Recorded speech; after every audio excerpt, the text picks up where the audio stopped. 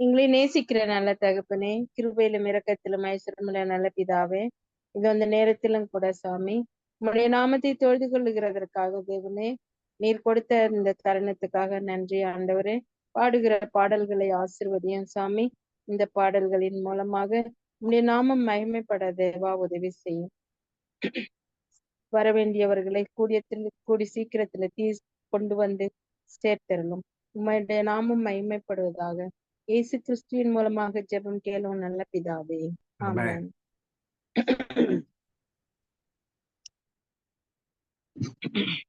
165வது பாட்டை பாடுவோம். 165வது பாட்டை பாடுவோம். பரிசுத்தர் கூட்டமே இயேசுவை போற்றி, பாடி மகிழ்ந்தாடி அங்கே கூடிட, பரமானந்த கீதமங்கெழும்ப, நீ அங்கிருப்பாயோ, நீ அங்கிருப்பாயோ, நீ அங்கிருப்பாயோ சொல்லேன் மனமே.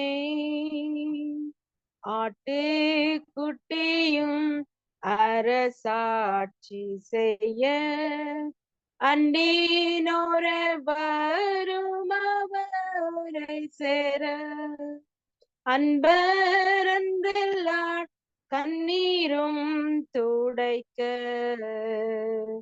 நீ அங்கிருப்பாயோ, நீ அங்கிருப்பாயோ, நீ அங்கிருப்பாயோ சொல்லேன் மனமே. சோதனைகளை வென்றவரும், துன்பம் தொல்லைகளை சகித்தவரும், ஜோதி ரூபமாய் சொல்லுகில் ஜோலிக்க, நீ அங்கிருப்பாயோ, நீ அங்கிருப்பாயோ, நீ அங்கிருப்பாயோ சொல்லேன் மனமே. ஜீவ விருட்சத்தின் கனி புசித்து, ஜீவநதி நீரை என்றும் குடித்து, ஜீவ கிரீடமும் சிரசில் சூடி, நீ அங்கிருப்பாயோ, நீ அங்கிருப்பாயோ, நீ அங்கிருப்பாயோ சொல்லேன் மனமே.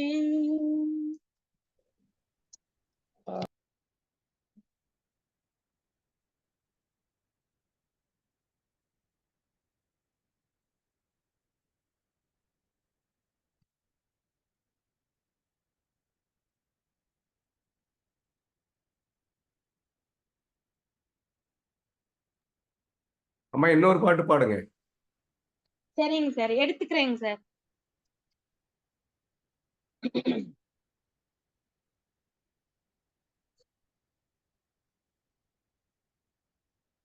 நானூத்தி 27வது பாடலை பாடுவோம்.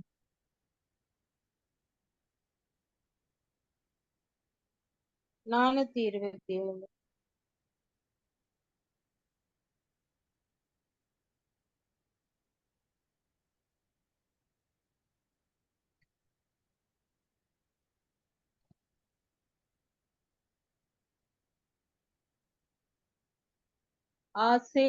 ஆசீர்வாதம் பரிசுத்தம் ஆன நாளின் நாள்தானே, இயேசு நாதர் நியமித்த இன்பமான ஓய்வு நாள்,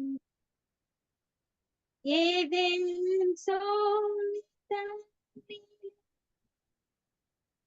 மறந்துட்டேங்க. வேற ஏதாவது சொல்லுங்க. வேற பாட்டு பாடுங்க. சரிங்க சார். 264வது பாடலை பாடுவோம். திவ்ய அன்பின் சத்தம் கேட்டு உம்மை இன்னும் கேட்டு கேட்டு சேர்த்து கொள்ளுமே பாடுபட்ட நாயகா. வேற பாட்டு இது கூட. என்னை மாற்றுமே இந்த நேரத்தில் சொந்தமாக்கி கொள்ளுமே உம்மை வாஞ்சையோடென்று நூலத்தில் நாடி தேட செய்யுமே இன்னும் கேட்ட கேட்ட சேர்த்து கொள்ளுமே பாடுபட்ட நாயகா இன்னும் கேட்ட கேட்ட சேர்த்து கொள்ளுமே ஜீவன் தந்த ரட்சகா திருப்பாதத்தில் தங்கும் போதெல்லாம் பேரானந்தம் காண்கிறேன் உம்மை நோக்கி வேண்டுதல் செய்கையில் மெய் சந்தோஷமாகிறேன் என்னும் கேட்ட கேட்ட சேர்த்து கொள்ளுமே பாடுபட்ட நாயகா இன்னும் கேட்டு கேட்டு சேர்த்து கொள்ளுமே ஜீவன் தந்த ரட்சகா இன்னும் கண்டேராத பெரும்பத்தை வெண்ணில் பெற்று வாழுவேன் திவ்யான்பே நாளமும் நீளமும் அங்கே கண்டானந்திப்பேன்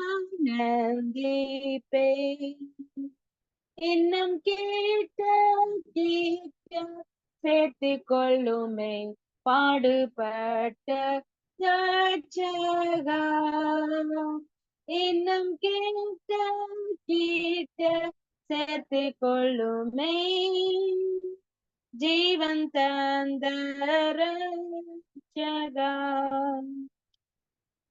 ஆமென். தப்பு பாடிட்டேன், தயவுசெய்து மன்னிச்சுக்கோங்க. நான் வேற ஊர்ல இருக்கிறதுனால இது பழக்கம் இல்ல. எப்பவோ சின்னப்ப பழகினதெல்லாம் இப்ப திடுக்குன்னு ஞாபகம் வர மாட்டேங்குது. ஐ am very sorry.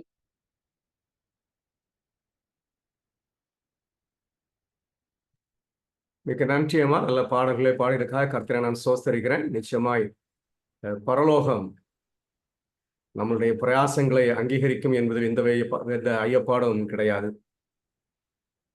Thank you sir. ஆண்டவருக்கு உண்மையாய் பாடும் பொழுது தூதர்கள் அதோடு கூட இணைந்து கொள்வார்கள் என்பதில் நம்ம நிச்சயமாக நம்பலாம். சரி, இந்த நாளிலும் கடந்த பாடங்களின் அடிப்படையில் நீங்கள் ஏதாவது கேள்விகள் உங்களுடைய கருத்துக்களை பரிமாறிக்கொள்ளலாம்.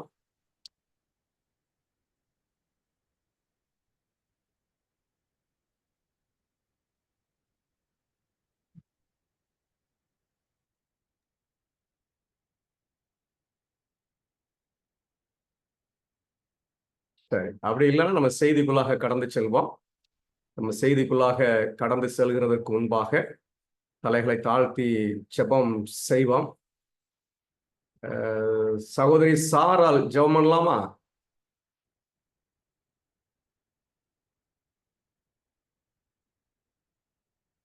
சிஸ்டர் சாரால் இருக்கிறீங்களா?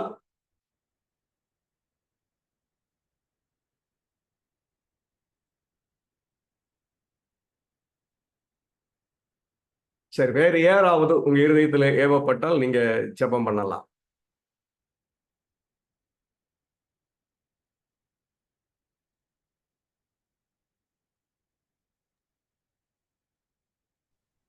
யாராவது ஜெபம் பண்றீங்களா? S pastor. ஜெபம் பண்ணுங்கம்மா. இரக்கத்தில் ஐஸ்வர்யம் இருந்த எங்கள் பாண்டவத்தை தகப்பனே, இந்த அருமையான இந்த இரவு நேரத்துக்காக நன்றி செலுத்துகிறேன்.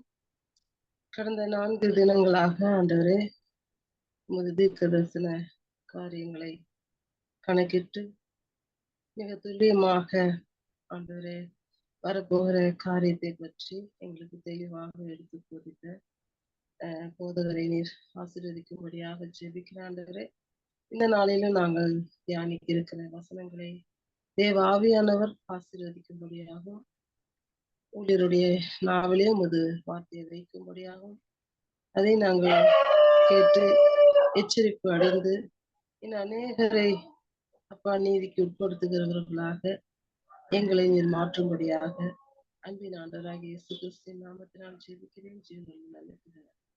ஆமென். Amen. Thank you. God bless you. சரி, இன்னைக்கு ஒரு மிக முக்கியமான பாடத்தை நம்ம படிக்க போகிறோம். படித்ததை உறுதிப்படுத்திக் கொள்ள போகிறோம். நம்ம படித்தது சரிதான் அப்படின்னு ஒரு நிச்சயித்து கொள்ள வேண்டும். தெளிந்த புத்தி உள்ளவர்களாக இருங்கள் என்று சொல்லி வேதம் சொல்லுகிறது. ஒரு தெளிவை உண்டாக்கிக் கொள்வதற்கு பிரயாசப்பட போகிறோம். கொஞ்சம் நிதானமாக சொல்ல வேண்டும் என்று நினைக்கிறேன்.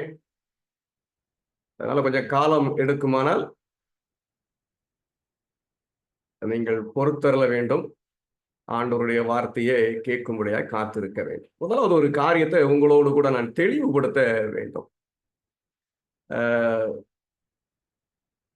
இந்த வருஷங்களின் வார பிரமாணம் இருக்கு இல்லைங்களா, முதலாவது 1000, அது அந்த பிரின்சிபல் உங்களுக்கு புரிஞ்சிருக்கிறோம். வெளிப்படுத்தல் 20ஆம் அதிகாரத்தின்படி ஓய்வு வருஷம் 1000 வருஷம். அப்போ ஒவ்வொரு வருஷத்துக்கும் 1000 வருஷம்.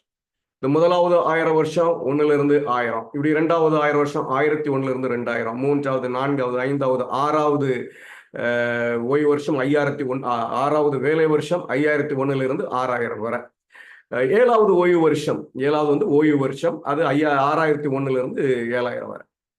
இப்போ இந்த பிரமாணத்தின்படி இயேசு எப்போ வருவார் சொன்னா இந்த 7வது ஓய்வு வருஷத்துலதான் வருவார். அந்த ஓய்வு வருஷத்தினுடைய துவக்கத்திலே அவர் வருவார். அப்ப நமக்கு என்ன முடியும்னா 6000 வருஷம் முடியணும். முடிஞ்ச அடுத்த வருஷத்துல இயேசு வருவார். இது பிரமாணம்.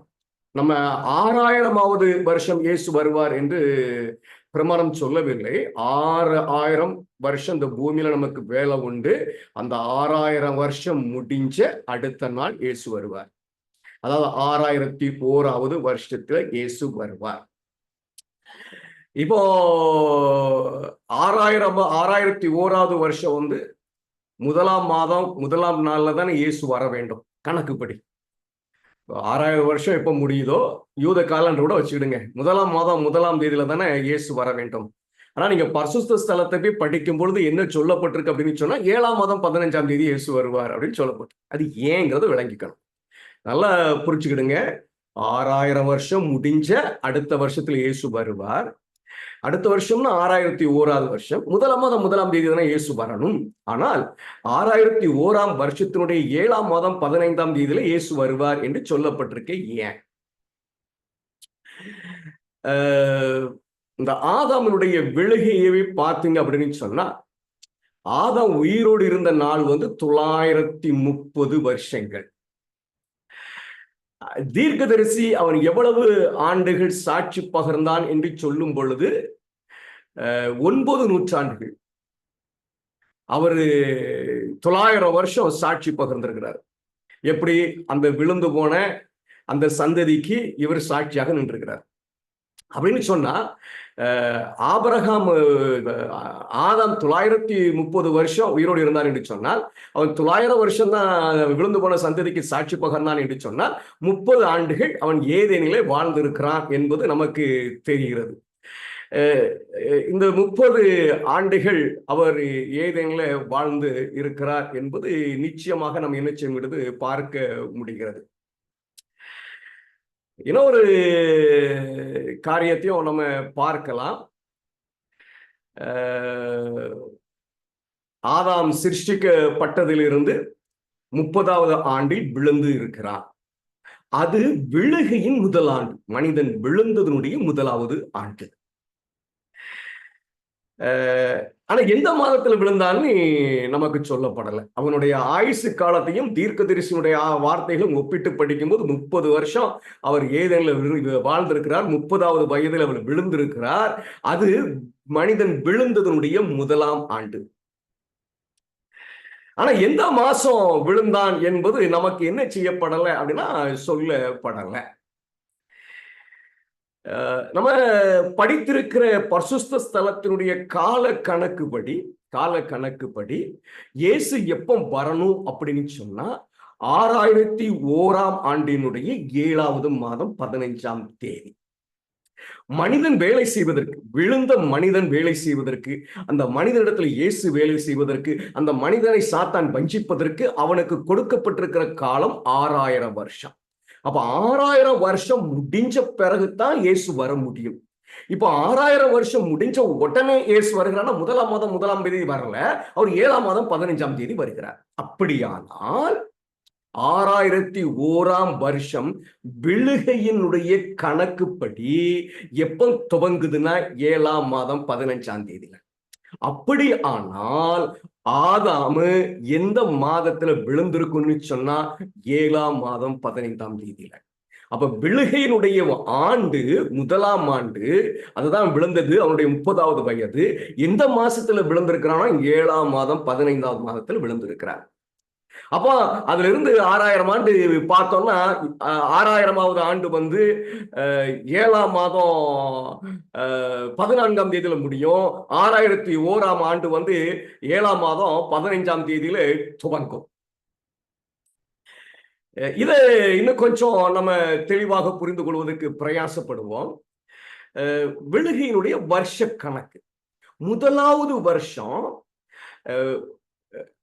ஆதாம் விழுந்த அந்த வருஷத்தினுடைய 7ஆம் மாதம் 15ஆம் தேதியில விழுந்திருக்கிறான். அதுல இருந்து 2வது வருஷத்தினுடைய 7ஆம் மாதம் 14 வரைக்கும் முதலாவது வருஷம். அப்படின்னா 4000வது வருஷம். 4000வது வருஷத்தினுடைய 7ஆம் மாதம் 15ஆம் தேதியில இருந்து 4001வது வருஷத்தினுடைய 7ஆம் மாதம் 14 வரைக்கும். 6000வது வருஷம் எப்பன்னு கேட்டீங்கன்னா 6000 வருஷத்தினுடைய 7ஆம் மாதம் 15ஆம் தேதியில இருந்து 6001வது வருஷத்தினுடைய 7ஆம் மாதம் 14ஆம் தேதி வரைக்கும். அப்ப இயேசுனுடைய வருகையினால் பரிசுத்த ஸ்தலத்தின்படி நம்ம படித்திருக்கிறபடி விழுகையின் 6001ஆம் வருஷத்தின் துவக்கமான 7ஆம் மாதம் 15ஆம் நாள். இது வருஷ கணக்கில் மனிதன் விழுந்த மாதத்தினுடைய கணக்கின் அடிப்படையில் நம்ம பார்க்க முடிகிறது. அப்போ நமக்கு மிக தெளிவாக புரிகிறது. அந்த அந்த மாச கணக்கு அதெல்லாம் நமக்கு பிரச்சனையே இல்லை. மனிதன் விழுந்தது, இந்த விழுந்தது 7ஆம் மாதம் 15ஆம் தேதி எப்படி கண்டுபிடிச்சோம்? இயேசு வரும்படியாக பரிசுத்தத்தில் சொல்லப்பட்டிருக்குது 7ஆம் மாதம் 15ஆம் தேதி. அது அது ஒரு வருஷத்தினுடைய துவக்கமாக, விழுகையின் வருஷத்தினுடைய துவக்கமாக இருக்கிறது. அப்போ மாதம் எப்ப விழுந்திருக்கணும்? 7ஆம் மாதம் 15ஆம் தேதியில விழுந்திருக்கணும் என்பதை நம்ம படிக்கிறோம்.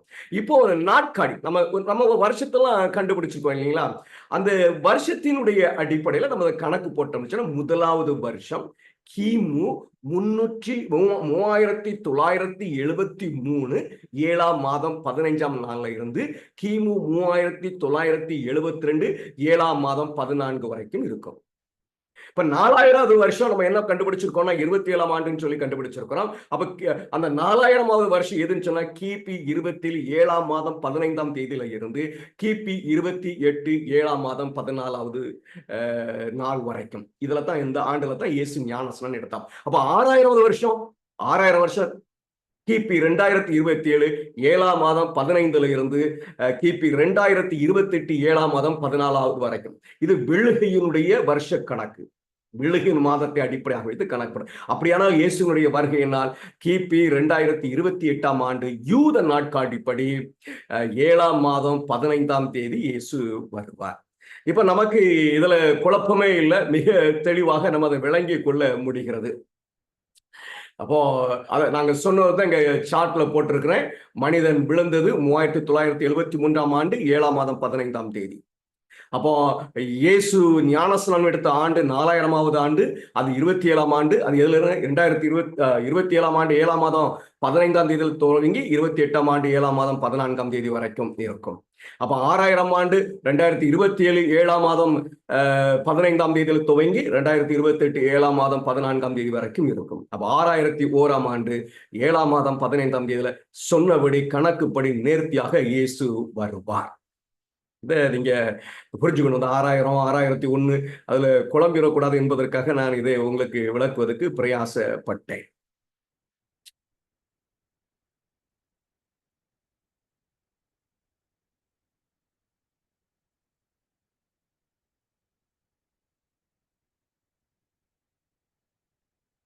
சரி, இன்னொரு இதையும் தெரிஞ்சுக்கிடுங்க. நமக்கு இந்த தானியேல் புத்தகத்தினுடைய 70 வார கணக்கு தெரியும். இயேசு வந்து 31ஆம் ஆண்டிலே மரித்தார். இயேசு எப்ப ஞானஸ்நானம் எடுத்தார்? வருஷம் தெரியுது, 4000வது வருஷம் என்று சொல்லி. அது அந்த வருஷம் எப்போ? 27 7ஆம் மாதம் 15ஆம் தேதியில இருந்து 28 7ஆம் மாதம் 14ஆம் தேதி வரைக்கும். இதில் எப்போ இயேசு ஞானஸ்நானம் எடுத்தார்? சரி, 31ஆம் ஆண்டு இயேசு மரித்தார். அந்த 31ஆம் ஆண்டு இயேசு மரித்தார் என்று சொன்னால் சரியாக 31ஆம் ஆண்டினுடைய 1ஆம் மாதம் 14ஆம் தேதி இயேசு மரித்தார். அது பஸ்கா. அந்த நிழல் பிரமாணத்தில் இருக்கிற பஸ்கா. நிழல் பிரமாணத்தில் பஸ்கா பண்டிகை எப்போ கொண்டாடப்படணும் அப்படின்னு சொன்னா 7ஆம் மாதம் 1ஆம் மாதம் 14ஆம் தேதியில கொண்டாடப்பட வேண்டும். அதுல இருந்து தானியேலுடைய தீர்க்க தரிசனத்தின்படி 3.5 ஆண்டுகளை பின்னோக்கி நம்ம கொண்டு வந்தோம் அப்படின்னு சொன்னா இது அந்த ஆதாரம். கரெக்டா இயேசு வந்து பஸ்கா பண்டிகையில அந்த 1ஆம் மாதம் 14ஆம் தேதியில தான் மரித்தார் என்பதற்கான ஆதாரத்தை நாங்க கொடுத்திருக்கிறேன். அப்போ நமக்கு இயேசு எந்த நாள்ல மரித்தாருன்னு தெரியும், எந்த ஆண்டுல மரித்தாருன்னு தெரியும். 1ஆம் மாதம் 14ஆம் தேதி 31ஆம் ஆண்டுல இயேசு மரித்திருக்கிறார் என்பதை நம்ம உறுதியாக நம்ப முடியும். அப்ப இயேசு கிறிஸ்து ஞானஸ்நானம் எடுத்த நாளை நம்ம கண்டுபிடிச்சிடலாம். பெரிய கஷ்டம்லாம் இல்லை. அந்த நம்ம தானியேல் தீர்க்க தரிசன புஸ்தகத்துல இயேசு ஞானஸ்நானம் எடுத்து அதுக்கு பிறகு 1 வாரம் இருக்கும். அது பாதி சென்ற பொழுது அவர் காணிக்கை ஒழிய பண்ணுவார். அந்த பாதி 3 வருஷம். அந்த 3 வருஷத்தை அப்படி பின்னிட்டு கணக்கிட்டே வந்தோம்னா 27வது வருஷத்துக்கு வரும். அந்த 6 மாசத்தை நம்ம கணக்கு போடணும். 1ஆவது மாதம் 14ஆம் தேதியில அவர் பஸ்காவை அவர் கொல்லப்பட்டார். அந்த 14ஆம் நாளை எடுத்துக்கிடுங்க. அதுக்கு பின்னாடி கணக்கு போட்டுவாங்க. 12ஆவது மாதம், 11ஆவது மாதம், 10ஆவது மாதம், 9ஆவது மாதம், 8ஆவது மாதம், 30 நாள் வேத கணக்கின்படி 30 நாளை போட்டு கணக்கு போடுங்க. 7ஆம் மாதம் 16ஆம் நாள், அது அந்த 16ஆம் நாள்ல வரும்போது 3 வருஷம் கரெக்டா முடியும். அது என்னதுன்னு சொன்னா 7ஆம் மாதம் 15ஆம் தேதி கூடார பண்டிகை. இது ஒரு சின்ன கணக்கு, கொஞ்சம் புரிந்து கொள்வதற்காக அதை கணக்கிட்டு பார்க்கிறோம். ஏன்னா ஒரு உண்மை அதில் வெளிப்படும், அதுக்காக கணக்கிட்டு பார்க்க வேண்டியது இருக்கிறது. அப்ப இயேசு கிறிஸ்து எப்போ ஞானஸ்நானம் எடுத்தாருன்னா கிபி 27ஆம் ஆண்டு 7ஆம் மாதம் 15ஆம் தேதி. இந்த 7ஆம் மாதம் 15ஆம் தேதி என்பது 4000 ஆண்டினுடைய துவக்க நாள். 4000 ஆண்டினுடைய துவக்க நாள். 4000 ஆண்டு சரியா துவங்கும் பொழுது இயேசு ஞானஸ்நானம் எடுத்திருக்கிறார். இப்ப நம்ம மனசுல எழுப்ப வேண்டிய கேள்வி என்ன அப்படின்னு கேட்டா, பரிசுத்த ஸ்தலத்துல 4 வருஷம், 4 விவசாய வருஷம், 4000 வருஷம் நிழல் பிரமாணத்தை சார்ந்து இருக்கணுமே. அப்ப 4000 ஆண்டுகள் முடிஞ்ச பிறகுதான் இயேசு வெளிப்படணும். ஏன் 4000 ஆண்டு முடிகிறதுக்கு முன்பாக துவக்கத்திலேயே இயேசு வெளிப்பட்டார் என்கிற கேள்வி நம் மனதிலே எழும்ப வேண்டும். அந்த கேள்வி ரொம்ப முக்கியமான ஒரு கேள்வி. அதை நம்ம விட்டு விட கூடாது. ஏன்னா சும்மா கண்ண முடிக்கலாம் படிக்க கூடாது. 4000 வருஷத்தினுடைய கணக்குப்படி துவக்கத்துலதான் அவர் ஞானஸ்நானம் எடுத்திருக்காரு. முதல் நாள்ல ஞானஸ்நானம் எடுத்திருக்காரு. மனிதனுடைய விழுகையினுடைய ஆண்டு கணக்குப்படி அந்த 7ஆவது மாதம் 15ஆம் தேதி சரி அவர் ஞானஸ்நானம் எடுத்திருக்கிறார். ஆனா அவரு அந்த பரிசுத்த ஸ்தலத்தினுடைய உபதேசம் படி 4000 ஆண்டுடைய கடைசி வரைக்கும் அவர் இருக்கணும். அதுக்கு பிறகு அவர் ஞானஸ்நானம் எடுக்கணும். அதுதான் பரிசுத்த ஸ்தலத்தினுடைய உபதேசம். ஆனா இங்க ஆண்டவர் முந்தி ஞானஸ்நானம் எடுத்ததை பார்க்க முடிகிறது. ஏன் ஆண்டவர் 4000 ஆண்டு முடிவு வரைக்கும் காத்திருக்காமல் 4000 ஆண்டினுடைய துவக்கத்தில் மேசியாவை வெளிப்படுத்தினார்? இந்த கேள்விக்கு பதில் வேணும். இது ஒரு அழகான ஒரு சம்பவம். ஒருவேளை இன்னைக்கு நம்ம படிச்சிருக்கிற இந்த உபதேசத்தை, இந்த கால கணக்கை, பரிசுத்த ஸ்தலத்திலிருந்து வெளிப்பட்டிருக்கிற இந்த கால கணக்கை ஜேஎன் ஆண்ட்ரூஸ் கணக்கு போட்டு பார்த்தாரு இல்லைங்களா, அவர் ஒருவேளை சரியா பார்த்திருந்தாரு, ஒரு நீண்ட தூரத்தில் இருக்கிறத பார்த்திருப்பாரு. நம்ம இன்னொரு உபதேசத்தை படிச்சிருக்கிறோம். அது பரிசுத்தலத்துல சொல்லப்பட்டிருக்கிற காலம் அதிகப்படியான காலம் தான். சபை வேலை செஞ்சா அவர் முந்தி இயேசுவை அனுப்புவார். இதுக்கு உத்தரவாதம் இருக்கா? படிச்சா அனுப்பியிருப்பாரு, நடந்திருக்கும், அப்படி தீர்க்கதரிசி சொல்றாங்க, வேதத்துல அதை பார்க்கிறோம். ஆனா அப்படி அவர் முந்தி அனுப்புவார் அப்படிங்கிறதுக்கு உத்தரவாதம் இருக்கிறதா? அந்த உத்தரவாதம் தான் இதுல பார்க்கிறோம். ஆண்டவர் 4000 ஆண்டு முடிவு வரைக்கும் காத்திருக்காமல் முன்னதாகவே மேசியாவை அனுப்பி இருக்கிறார். ஏன் முன்னதாக அனுப்பினார்? நமக்கு விடை இல்லை. இதை நம்ம ஒருவேளை ஜேன் ஆண்ட்ரூஸ் இந்த காலத்துல அதை படிச்சிருந்தா இதை கணக்கெல்லாம் போட்டு பார்க்கும்போது, ஆமா, ஆண்டவர் முந்தி இயேசுவை அனுப்பியிருக்கிறார், மேசியாவை அனுப்பியிருக்கிறார். அப்படியே நம்மளும் வேலை செய்தோம் என்று சொன்னா, உண்மையாக வேலையை நடத்தணும் என்று சொன்னா, ஆண்டவர் பிதா குமாரனை முன்னதாக அனுப்புவார், நம்ம 6000 ஆண்டு முடியும் வரைக்கும் காத்திருக்க வேண்டாம் என்கிற ஒரு விசுவாசம் இதன் மூலமாய் உண்டாயிருக்கும். ஒண்ணு. இன்னொன்னு, நீங்க அந்த இயேசு பிறந்த சம்பவத்தை பார்த்தீங்கன்னு சொன்னா, மேய்ப்பர்கள்லாம் ஆவலா எதிர்பார்த்திருப்பாங்க, கணக்கு போட்டு காத்திருந்து எதிர்பார்த்திருப்பாங்க. இன்னும் அந்த இயேசுவை அவங்க 7வது நாள் நினைக்கிறேன் கொண்டுட்டு போகும்போது, ஆலயத்துக்கு கொண்டு போது, அங்க பேர் தான் டக்குன்னு வராது, சிமியோன், அவர் அதை வாங்கி அந்த கண்கள் அதை காண்பதற்காக காத்திருந்த கண்கள், இவர்களெல்லாம் கடந்து போகிறதுக்கு முன்பாக மேசியாவை அனுப்புவதற்கு ஆவலா எதிர்பார்த்த பிள்ளைகள் அவரை காணும்படியாக அனுப்புவதற்கு தேவன் தீர்மானித்தார், முன்னதாக அனுப்ப தீர்மானித்தார். இன்னைக்கு நீங்களும் நானும் நம்ம இப்ப நெருங்கிட்டோம் காலத்தை. ஒரு 25 வருஷத்துக்கு முந்தைய, ஒரு 50 வருஷத்துக்கு முந்தைய அந்த காலத்தை படிச்சுப்போம் அப்படின்னு சொன்னா, நீங்களும் நானும் எழும்பி வேலை பார்த்தால் கிறிஸ்துவை பிதா முன்னதாக அனுப்புவார் என்பதற்கு ஒரு உத்தரவாதம் இங்க இருக்கிறத நீங்கள் பார்க்க முடியும். எனக்கு அருமையான தேவனுடைய பிள்ளைகளை, இந்த கணக்குகள் அவ்வளவு அழகாக இருக்கிறது. எதையும் குழப்பறதுக்கு இல்லை, ஆண்டவர் எல்லாவற்றுக்கும் நேர்த்தியான ஒரு தெளிவை நமக்கு கொடுத்திருக்கிறார். சரி, இப்ப நம்ம இது படிச்சிருக்கிறோம். இந்த 4000 வருஷம் இதை நிறைய பேர் குழப்புறாங்க பாத்தீங்களா?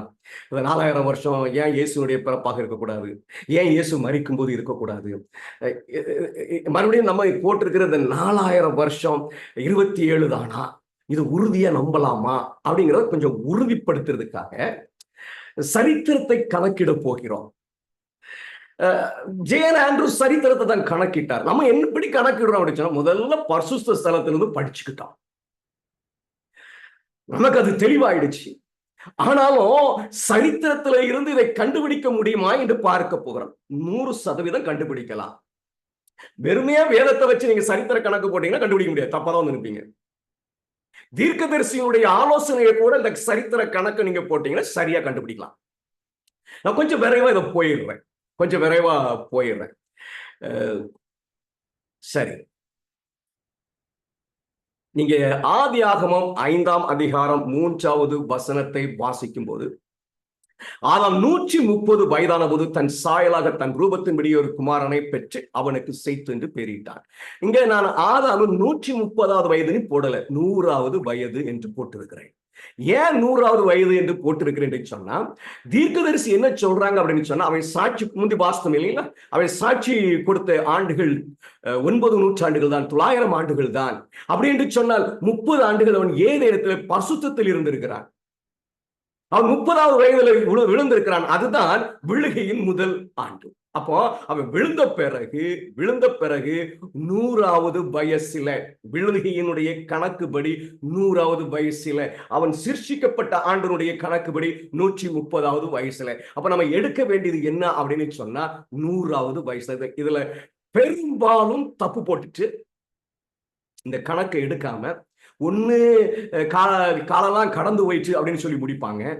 இல்ல அப்படின்னா எங்கேயா ஒரு இடத்துல அட்ஜஸ்ட்மெண்ட் எல்லாம் பண்ணுவாங்க. அதை நீங்க படிச்சீங்க, அவங்க தான் ஆராய்ந்து கவனமா பார்த்தீங்கன்னா, அவங்க அப்படியே அடிச்சு அவங்க கணக்கை சரி பண்றதுக்கு செய்யற காரியங்களாம் நீங்க பார்க்க முடியும். நம்ம அவர்களை குற்றப்படுத்துவதற்கு பிரயாசப்படல, நிஜத்தை சொல்லுகிறோம். 30 ஆண்டுகள் ஏதேன் தோட்டத்தில ஆதாம் வாழ்ந்திருக்கிறான். 30வது வயதிலே அவன் பாவம் செய்திருக்கிறான். அதற்கு பிறகு 100 ஆண்டுகள் கழித்து அவன் குமாரனை பெற்றிருக்கிறான். அப்போ மனிதனுடைய விழுகையில இருந்து கணக்கு போடணும்னு சொன்னா, அவனுக்கு 100 வயசு தான் விழுகையினுடைய காலத்துல நம்ம கணக்கு போட முடியும். 100வது வயதுல பிள்ளையை பெற்றான்னு சொல்லி இந்த 30 ஆண்டு இருக்கு தெரியுமா? இந்த 30 ஆண்டு தீர்க்கதரிசி சொல்றதோடு கூட நீங்க இயேசுவினுடைய சரித்திரத்தை பார்க்கும்போது ஞானஸ்நானம் எடுக்கும்போது ஏறக்குறைய 30 ஆண்டுகளாக இருந்தார். அப்பொழுதுதான் அவருக்கு சோதிக்கப்பட்டார். ஆதாமுக்கு கொடுக்கப்பட்ட அதே காலம் இயேசுவுக்கும் கொடுக்கப்பட்டிருக்கிறது. அப்ப இந்த 30 வருஷத்தை நம்ம விட்டுறணும். அது ஏதேன் வாழ்க்கை, அது பரிசுத்த வாழ்க்கை. சரி, அப்போ 100வது வயதில அப்படின்னு சொல்லி நம்ம கணக்கிடுகிறோம். நீங்க ஆதியாகமம் 5வது அதிகாரம் 6ல இருந்து 31 வரை நீங்க வாசித்தீங்கன்னு சொன்னா அங்க சேத்து 105வது வயசு, ஏனோசு 90வது வயசு, கேனான் 70வது வயசு, இப்படி ஒவ்வொருத்தருக்கும் அங்க வயசு போட்டிருக்கும். அந்த வயசை தான் நீங்க எடுத்து போட்டிருக்கிறேன். இதுல நீங்க ஒரு காரியத்தை பார்க்கணும். 100 அப்படியே போட்டிருப்பேன். அவனுடைய 105வது வயசுல, சேத்துடைய 105வது வயசை நான் அந்த 105 சேர்த்து 205ன்னு போட்டிருக்க மாட்டேன், 204ன்னு போட்டிருப்பேன். ஏன் 204 பேருன்னா 100வது வயதுல சேத்து பிறந்தான். அப்போ ஆதாமுடைய 100வது வயதுல சேத்து பிறந்தான். ஆதாமுடைய 100வது வயது சேத்துனுடைய முதல் வயதினுடைய துவக்கம். நல்லா புரிச்சுக்கணும். அப்ப அவனுடைய 100வது வயது அவனுடைய துவக்கமாக இருக்குமானால் 105வது வயது 204 ஆண்டாக இருக்கும். நம்ம துவக்கத்தை எடுத்திருக்குது. சரிங்களா? அவன் 100வது வயது, ஆதாம் 100வது வயதில் சேத்த பெற்றான்.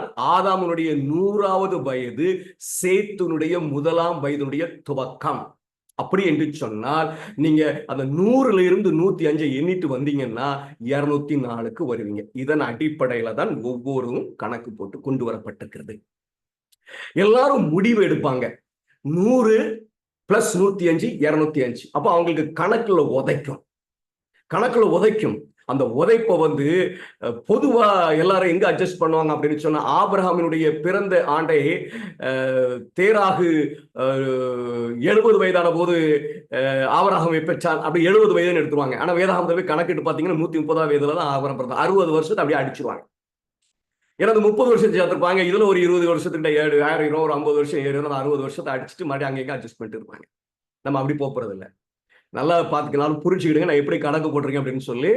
ஆதாமனுடைய 100வது வயதுல சேத்து பிறந்தான். அது சேத்தினுடைய முதலாம் வயதினுடைய துவக்கம் ஆண்டு. அப்ப 100ல இருந்து 105 எண்ணுனீங்க அப்படின்னு சொன்னா 204க்கு வருவீங்க. சரி, அப்படி அந்த ஆதியாகமம் 5:6ல இருந்து 31 வரைக்கும் பாத்தீங்கன்னா லாமேக்கு 1019 ஆண்டுகள் வந்துவிடும். சரி, இப்போ நம்ம இன்னொரு சம்பவம், நோவா 500 வயதான போது சேம், காம், யாபேத் என்பவர்களை பெற்றான். நமக்கு அவனுக்கு ஜலப்பிரளயம் எப்போ வந்துச்சுன்னு சொன்னா நோவாவினுடைய 600வது வயது. யாரும் சொன்னாங்க 2000 ஆண்டுல ஜலப்பிரளயம் வந்ததுன்னு சொல்லி. நீங்க ஒருவேளை லாமேக்கு 1019 கூட 600 சேர்த்தீங்கன்னா 1619 ஆண்டு ஜலப்பிரளயம் வந்திருக்கணும். நம்ம பார்ப்போம், ஜலப்பிரளய கணக்குள்ள போகல. நம்ம பிறப்பு வருஷம் நமக்கு இருக்கிற வரைக்கும் பிறப்பு வருஷத்துல போறோம். சேமுடைய வம்ச வரலாறு சொல்லும் போது என்ன சொல்லுது அப்படின்னு சொன்னா, ஜலப்பிரளயம் உண்டாகி 2 வருஷத்திற்கு பின்பு சேம் 100 வயதான போது அர்பசாத்தை பெற்றான். இப்போ சேத்து ஜலப்பிரளயம் வந்த பிறகு 98 வருஷம் வாழ்ந்திருக்கிறான். ஜலப்பிரளயம் எப்போ வந்துச்சுன்னா 600வது வருஷம் வந்திருக்கு. அப்போ அதுக்கு முந்தி அவனுக்கு 2 வருஷம் இருந்திருக்கு. அப்போ 600ல இருந்து 98 கழிச்சிங்க அப்படின்னு சொன்னா சேம் எப்போ பிறந்திருக்கிறார் அப்படின்னு சொன்னால் நோவாவினுடைய 502வது வருஷத்துல. இங்க 500வது வருஷம் அப்படின்னு சொன்னா நம்ம அது மொத்தமா 3 குழந்தைகளும் ஒரு குத்துமதிப்பா சொல்லும் போது 500 வயது இருக்கும்போது அவனுக்கு வந்தது அப்படின்னு சொன்னா சேம் ரொம்ப சின்ன குழந்தையாக இருந்திருக்கிறார். அப்போ இந்த கணக்குல நான் என்ன செய்திருக்கிறேன் அப்படிங்கறத நான் சொல்றேன். 502ஆம் ஆண்டிலே சேம் பிறந்ததாக நான் கணக்கு எடுத்திருக்கிறேன். காரணம் இதுதான், சேமுக்கு ஜலப்பிரளயம் வந்த பிறகு 98 வயசாகும் போது குழந்தை பிறக்கிறது. ஜலப்பிரளயம் எப்போ வந்துச்சுன்னா நோவாவினுடைய 600வது வயதுல. அப்ப எப்போ நோவா சேமை பெற்றிருப்பான்னு சொன்னா 502வது வருஷத்துல. அப்ப நம்ம இங்க 502 என்று சொல்லி கணக்கு எடுத்துக்கிறோம். சரி, அதுக்கப்புறம் நீங்க போனீங்கன்னா ஆதியாகமம் 11:10ல இருந்து 32 வரை இதே மாதிரிதான் காலக்கணக்கு நான் அதை போட்டு இருக்கிறேன். அதுல நீங்க கவனம் செலுத்த வேண்டிய பகுதி தேராகும். மீதியெல்லாம் நீங்க வாசு காலத்தை போட்டுட்டே வந்துடலாம். தேராகு 200 வயதிலே மரித்தான்.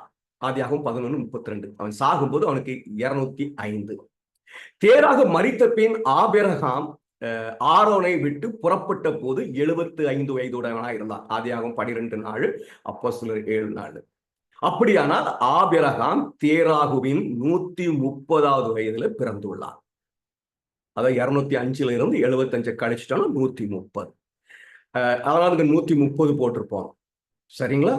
நீங்க இன்னொரு வருஷத்துல பார்க்கலாம், அவங்க 70 வயதான போது 3 பேர் இருப்பாங்க. அந்த 3 பேரும் எனக்கு பேருலாம் எனக்கு வீக் இன் தட். ஆனா ஆபிரகாம் எப்ப பிறந்தான் அப்படின்னா கணக்கு எடுக்கும்போது ரொம்ப துல்லியமாக நிலை எடுக்க முடிகிறது. தேராக 205 வயதுல மரித்தான். மரித்த உடனே ஆபிரகாம் புறப்பட்டு போறான். அவன் புறப்படும் பொழுது 75 வயது. 205 இருந்து 75 வயதை நம்ம கழித்து விட்டால் 130வது வயதிலே தேராக ஆபிரகாமை பெற்றான். சரிங்களா? ஆபிரகாமுக்கு வாக்குத்தத்தம் 75வது வயசுல உண்டாயிற்று. அந்த 75 வயசு நம்ம சேர்த்துட்டோம்னா 2035. இது வரைக்கும் நமக்கு என்னன்னா பிறப்பு கணக்கு தான். நம்ம நோவா உள்ள கொண்டு வந்து ஜலப்பிரளயம் அப்படிலாம் நம்ம குழப்பல. நமக்கு லைன் ஒரே லைன் அப்படியே கிடக்கு. ஒரு 19-20 தலைமுறை இருக்கும். ஒரு பிறப்பு கணக்கு போட்டிருக்கிறோம். அந்த பிறப்பு கணக்கு போடும்போது அவர்களுடைய பிறப்பினுடைய 1ஆம் ஆண்டை அடிப்படையாக வச்சு கணக்கு போட்டு வைத்தா 2035க்கு நீங்க வந்து சேரலாம். 2035க்கு வந்து நீங்க சேரலாம். சரி, இப்ப இதுல என்ன ஒரு பிரச்சனை இருக்குன்னா, 1ஆம் ஆண்டை நம்ம எடுத்துட்டோம். ஆனா எல்லாரும் ஒரே மாதத்துல பிறந்திருப்பாங்கன்னா இல்ல. எல்லாரும் ஒரே மாதத்துல பிறந்திருக்க மாட்டாங்க. வெவ்வேறு மாதத்துல பிறந்திருப்பாங்க. ஆனா எந்த மாதத்துல இத்தனை தேதி பிறந்தாங்கிற வெளிப்பாடு நமக்கு இல்ல. அப்ப நம்ம என்ன செய்ய வேண்டியிருக்குதுன்னு சொன்னா, இந்த அத்தனை தலைமுறையையும் எந்த மாதத்துல பிறந்திருப்பார்கள் ஒரு கணிப்பு நம்ம செய்ய வேண்டியது இருக்கிறது. ஒருவர் 5ஆம் மாதத்துல பிறந்திருக்கலாம், ஒரு 10ஆம் மாதத்துல பிறந்திருக்கலாம், ஒருத்தர் 1வது மாதத்துல பிறந்திருக்கலாம், ஒருத்தர் 3வது மாதத்துல பிறந்த, இப்படி நம்ம ஒரு கணிப்பு செய்ய வேண்டியது இருக்கிறது. அவர்களுக்கு கணக்கை போட்டு பார்க்க வேண்டியது இருக்கிறது. சரி, அப்படி நம்ம கணக்கு போடுவதற்கு பிரயாசப்பட்டால், சப்போஸ் ஆதாமு அவனுடைய 100வது வயதுல 5வது மாதத்துல, அதாவது அவனுடைய 5வது மாதத்துல, அவனுக்கு 100வது வயது ஒரு மாசத்துல பிறந்திருப்பான். அதனுடைய 5வது மாதத்துல சேத்தை பெற்றிருந்தால் சேத்தினுடைய 1வது ஆண்டு 100வது ஆண்டினுடைய 5வது மாதத்துல இருந்து 101ஆம் ஆண்டினுடைய 4ஆம் மாதம் வரைக்கும் வரும். அப்ப 105வது ஆண்டு வரைக்கும் அது வருகிறது. அவனுடைய வயது 105. அவன் 105வது ஆண்டு 100வது, அவன் 105வது ஆண்டு அடுத்த குழந்தை பிறக்குது. 100வது ஆண்டுல ஆதாம் பிறக்கிறான். அவன் 5வது மாதத்துல, அவனுடைய 5வது மாதத்துல பிறந்திருந்தா சேத்தினுடைய ஆண்டு 1ஆம் ஆண்டு 100வது ஆண்டுடைய 5ஆம் மாதத்துல 101ஆம் ஆண்டுடைய 4வது மாதம் வரைக்கும். சரி, அடுத்து 105ஆம் ஆண்டு. அவனுடைய 105ஆம் ஆண்டு எது அப்படின்னு சொன்னா 204:5 இருந்து 205:4 வரை.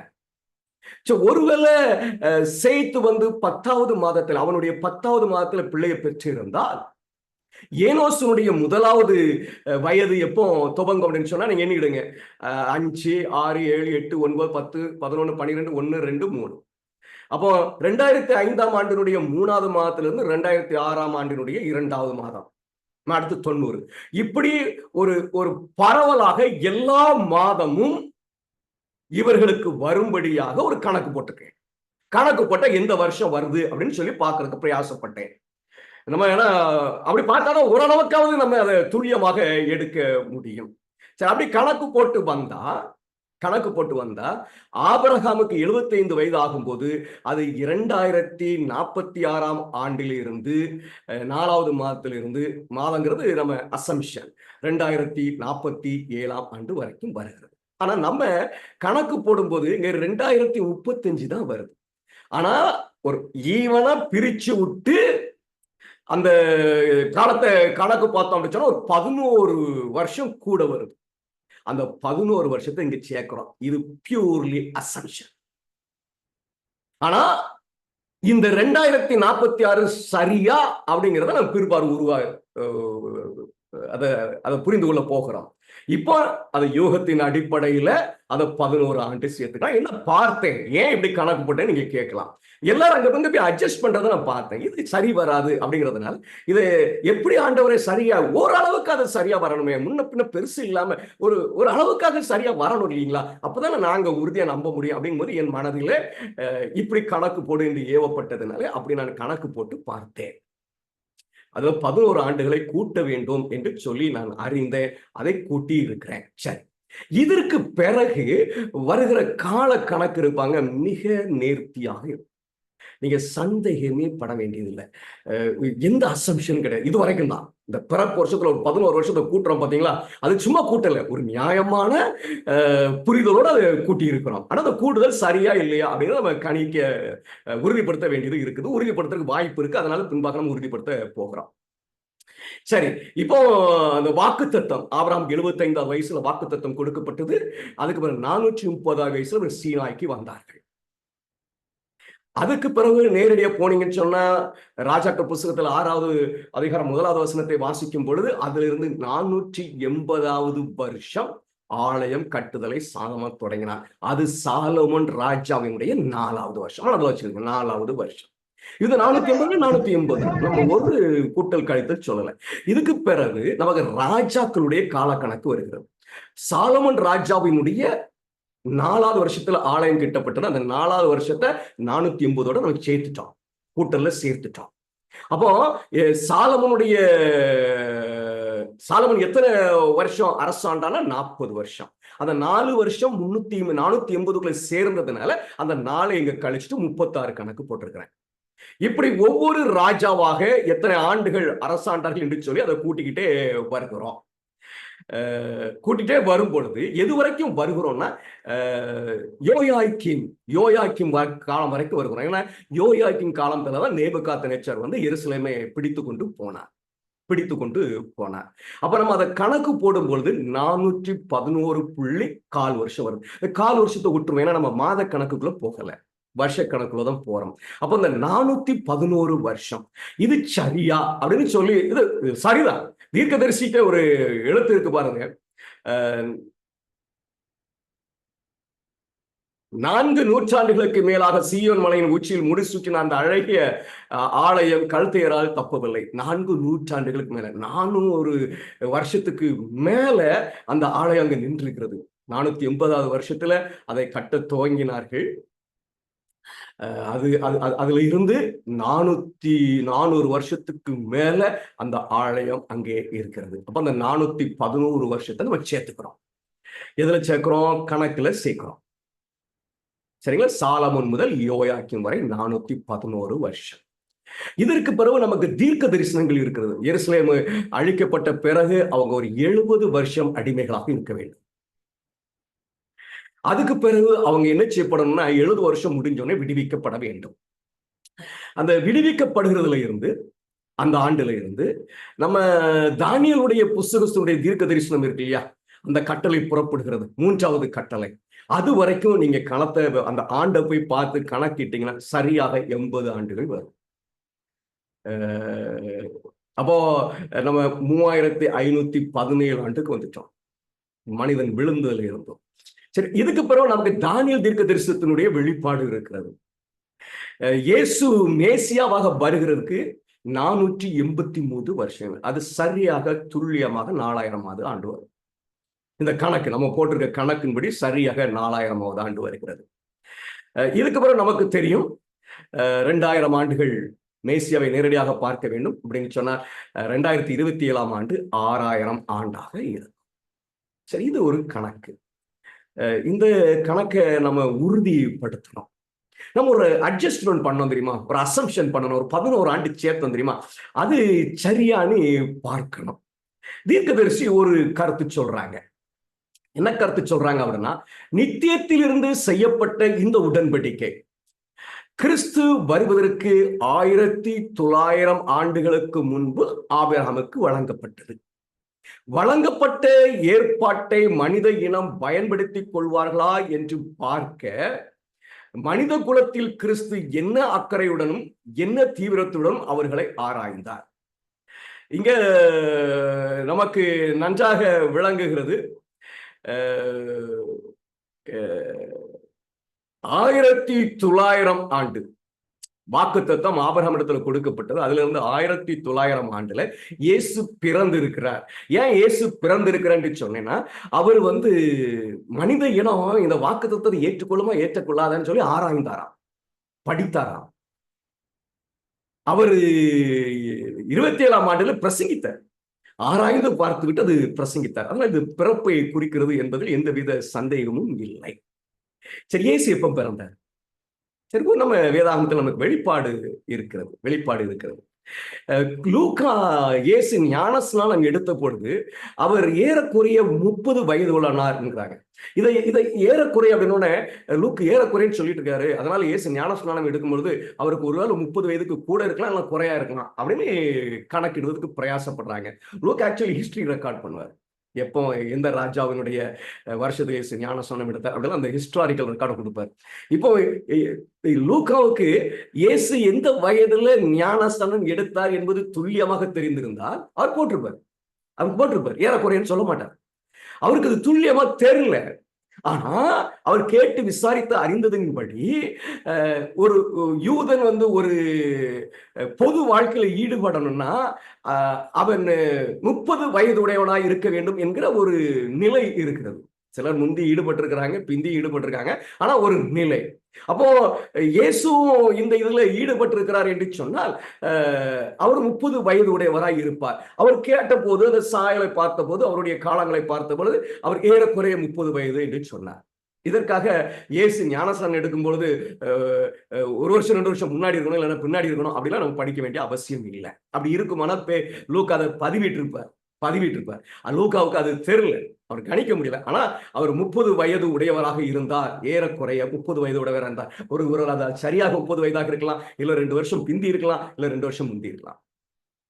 சரி, இயேசு எப்ப பிறந்தார் என்பதை நம்ம அறிந்து கொள்ள வேண்டும். மத்தேயுல பாத்தீங்கன்னு சொன்னா இயேசு பிறந்த உடனே ஏரோது என்ன செய்வார் அப்படின்னு சொன்னா அந்த குழந்தைகள் எல்லாம் கொல்வதற்கு உத்தரவு போட்டுருவார். இப்ப அந்த ஏரோது கிமு 4ஆம் ஆண்டிலே மரித்தார். என்ன ஒரு முடிவு எடுக்கிறாங்க வேதாகமத்தை ஆராய்கிறவர்கள்? ஏறக்குறைய அப்படின்னு சொல்லியிருக்காரு. அப்போ இயேசு இந்த 4ஆம் ஆண்டுக்கு முன்பாக தான் பிறந்திருக்கணும். ஒரு 6வது ஆண்டு 5வது ஆண்டுல ஒரு பிறந்திருக்கலாம். அப்போ அந்த ஏறக்குறைய சரியா வரும் அப்படின்னு சொல்லி யூகித்து சிலர் 5ஆம் ஆண்டு என்று சொல்லுகிறார்கள், சிலர் 6ஆம் ஆண்டு என்று சொல்லுகிறார்கள். நம்ம தீர்க்கதரிசிகிட்ட போவோம். இயேசு எந்த ஆண்டுல பிறந்தான்னு சொன்னா அவர் ஏரோது ராஜா மரித்த ஆண்டு 4வது ஆண்டு, கிமு 4வது ஆண்டு. தீர்க்கதரிசி என்ன சொல்றாங்க பாருங்க. அந்த இயேசு பிறந்த உடனே சின்ன குழந்தைகள் எல்லாம் கொல்ல சொல்லி உத்தரவு போடுவாங்கல்ல, அந்த உத்தரவு குறித்து பேசுறாங்க. இந்த கொடூரமான செயல் ஏரோதின் ஆட்சியை இருளடைய செய்த கடைசி செயல்களில் ஒன்றாகும். அப்பாவிகள் படுகொலை செய்யப்பட்ட உடனேயே யாராலும் புறக்கணிக்க முடியாத அந்த தண்டனைக்கு அவனே இணங்க வேண்டிய கட்டாயம் ஏற்பட்டது. அவன் பரிதாபமாக இறந்து போனார். இந்த செயலை செய்த உடனே அவன் சாக வேண்டிய நிலை உண்டாயிடுச்சு, அவன் இறந்து போனான். அப்படியானால் இந்த ராஜா மரித்த ஆண்டிலே இயேசு பிறந்திருக்கிறார். அப்போ இயேசுனுடைய பிறந்த ஆண்டு 4ஆம் ஆண்டு, கிமு 4ஆம் ஆண்டு என்று உறுதியாக எடுத்துக்கொள்ளலாம். எனக்கு இதுல சந்தேகமே கிடையாது. ஏன்னா இந்த ராஜாவை ஆண்டவர் ஒரு 2 வருஷம் விட்டுருப்பாருன்னா அவன் டெரிபிள் ஃபெல்லோ, தேசத்தின் முழுவதையும் குழந்தைகளெல்லாம் கொண்டு போட்டிருப்பான், ஆண் குழந்தைகளெல்லாம் கொண்டு போட்டிருப்பான். ஆனா ஆண்டவர் அவனை அப்படி அனுமதிக்க விடலை. உடனே அவனுக்கு தண்டனையை கொடுத்தார். கொடூரமான மரணம் அவனுக்கு உண்டாயிடுச்சு. அந்த மரணம் எப்படின்னு தீர்க்கதரிசி சொல்லல, நானே ஹிஸ்டரியில போய் படிக்கிறதுக்கு பிரயாசப்படுறேன். இது போதுமான வெளிச்சம். அப்ப இயேசு எப்ப பிறந்தாருன்னா ஏரோது ராஜா மரித்த ஆண்டுல 4ஆம் ஆண்டுல. இது நமக்கு ரொம்ப உறுதியான ஒரு வெளிப்பாடு. இப்போ தீர்க்கதரிசி ஆவியினுடைய எழுத்துக்கு போவோம். அவங்க என்ன சொல்றாங்க, இயேசு பிறக்கிறதுக்கு 9 நூற்றாண்டுக்கு முன்பாக யாருக்கு என்ன கொடுக்கப்பட்டிருக்குன்னு சொன்னா ஆபிரகாமுக்கு உடன்படிக்கை செய்யப்பட்டது என்று சொல்லுகிறார்கள். அப்ப இயேசு